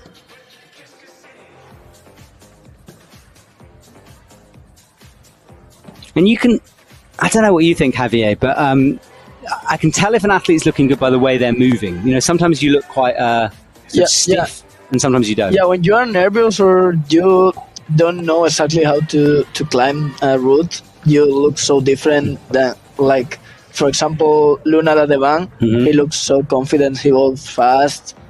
And it's more about don't stopping, Yeah. Like, when you are nervous, you do a move and then stop, don't know how to do, then react. and people who know what they are doing, they just go for it. They just have a flow, don't they, to their movements? Yeah. And I think Catalina, or Cat, should we call her Cat or Cat? Chat, what would she prefer? I haven't actually asked this. Is it Cat? I'd like Cat. Cat's easier to say. Can I say Cat?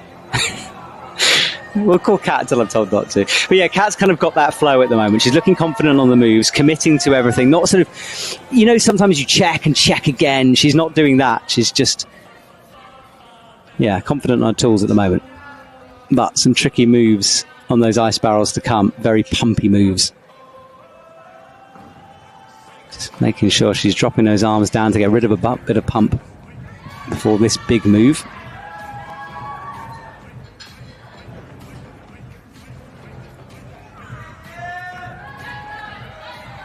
I can call her Cat, according to Melody. Awesome. Thank you, Melody. Okay, well, Cat does rest. She's got that triple handle too, but similar to yours, more of just a resting grip. Rather than Emir's big handle she has on hers.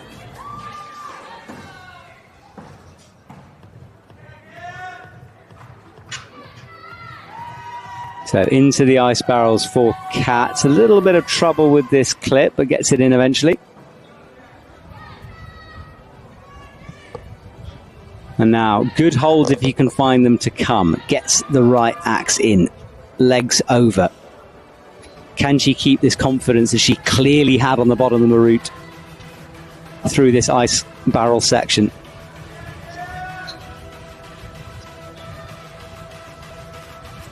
There's plenty of slack. It's just rope drag causing her some problems there.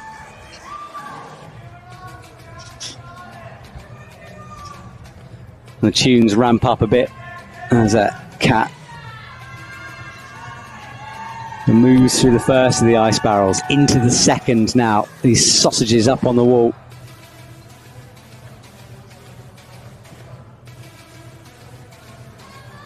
Finds the hold around the corner. Now, will we see an ice barrel skip like we did before? She's working that axe in. The ice would have been a little bit brittle up there now because it's changed the more athletes have touched it. You've got to be careful. Although it's a big hold, you don't want to be on the wrong part of it. Yeah, normally the holds get better when more people go past the section. So Cat's going to do a double clip from this position.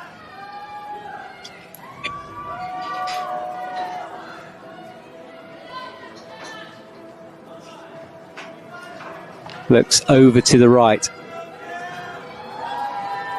Into the pocket.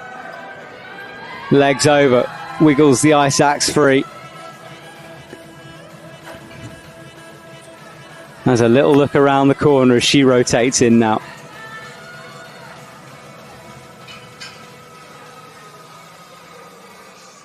That's smooth work from Cat. 2.5 minutes-ish on the clock.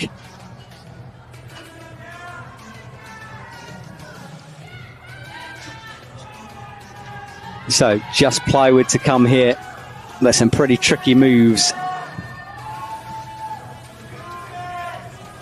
Michi is still watching from Liechtenstein. Good work from you. Very early in the morning in Europe. So Cat, for the first time, hesitates here a little bit.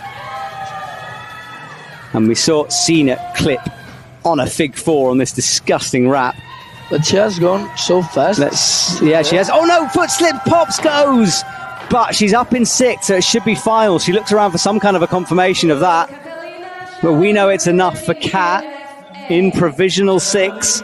And with that, our competition comes to an end. But before we say goodbye, we will show you some results onto the screen in a second. And do remember, these results can change a little bit, but I haven't seen anything that I would say is an appeal. Here are the women's results.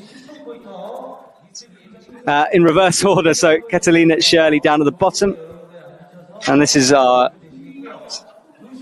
Like I said, these haven't been updated yet, so we will try to get it. There we go. So update results. Wushin Shin at the top.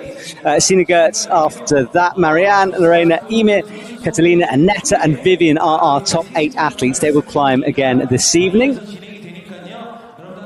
And as for the men, well, let's check out that as Catalina leaves the stage with what looks like a bit of a nosebleed there. For the men's, so this is our top 8 here.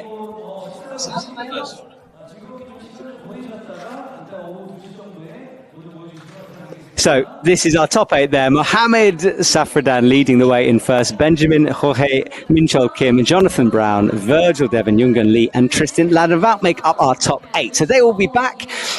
Javier, thank you so much for joining me here today. Lovely to meet you and talk to you properly. And good luck for the rest of the season. And I think we're going to be leaving you with a trailer from Thin Ice. Yes, we are. So we've got a trailer from our amazing documentary by the guys on Thin Ice. Enjoy that, and we will see you for the finals later on this afternoon.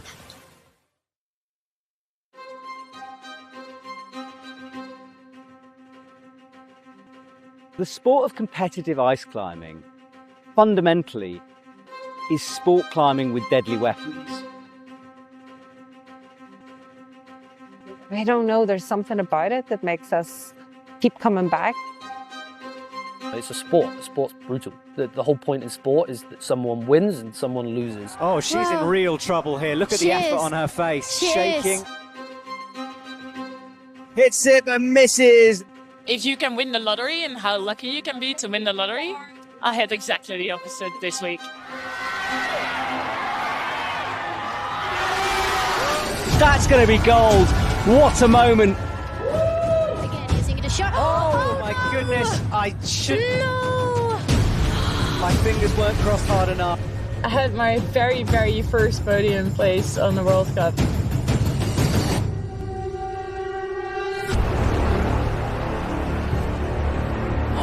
Can she keep it together? Surely not. Oh my god, my shoulders hurt. I know.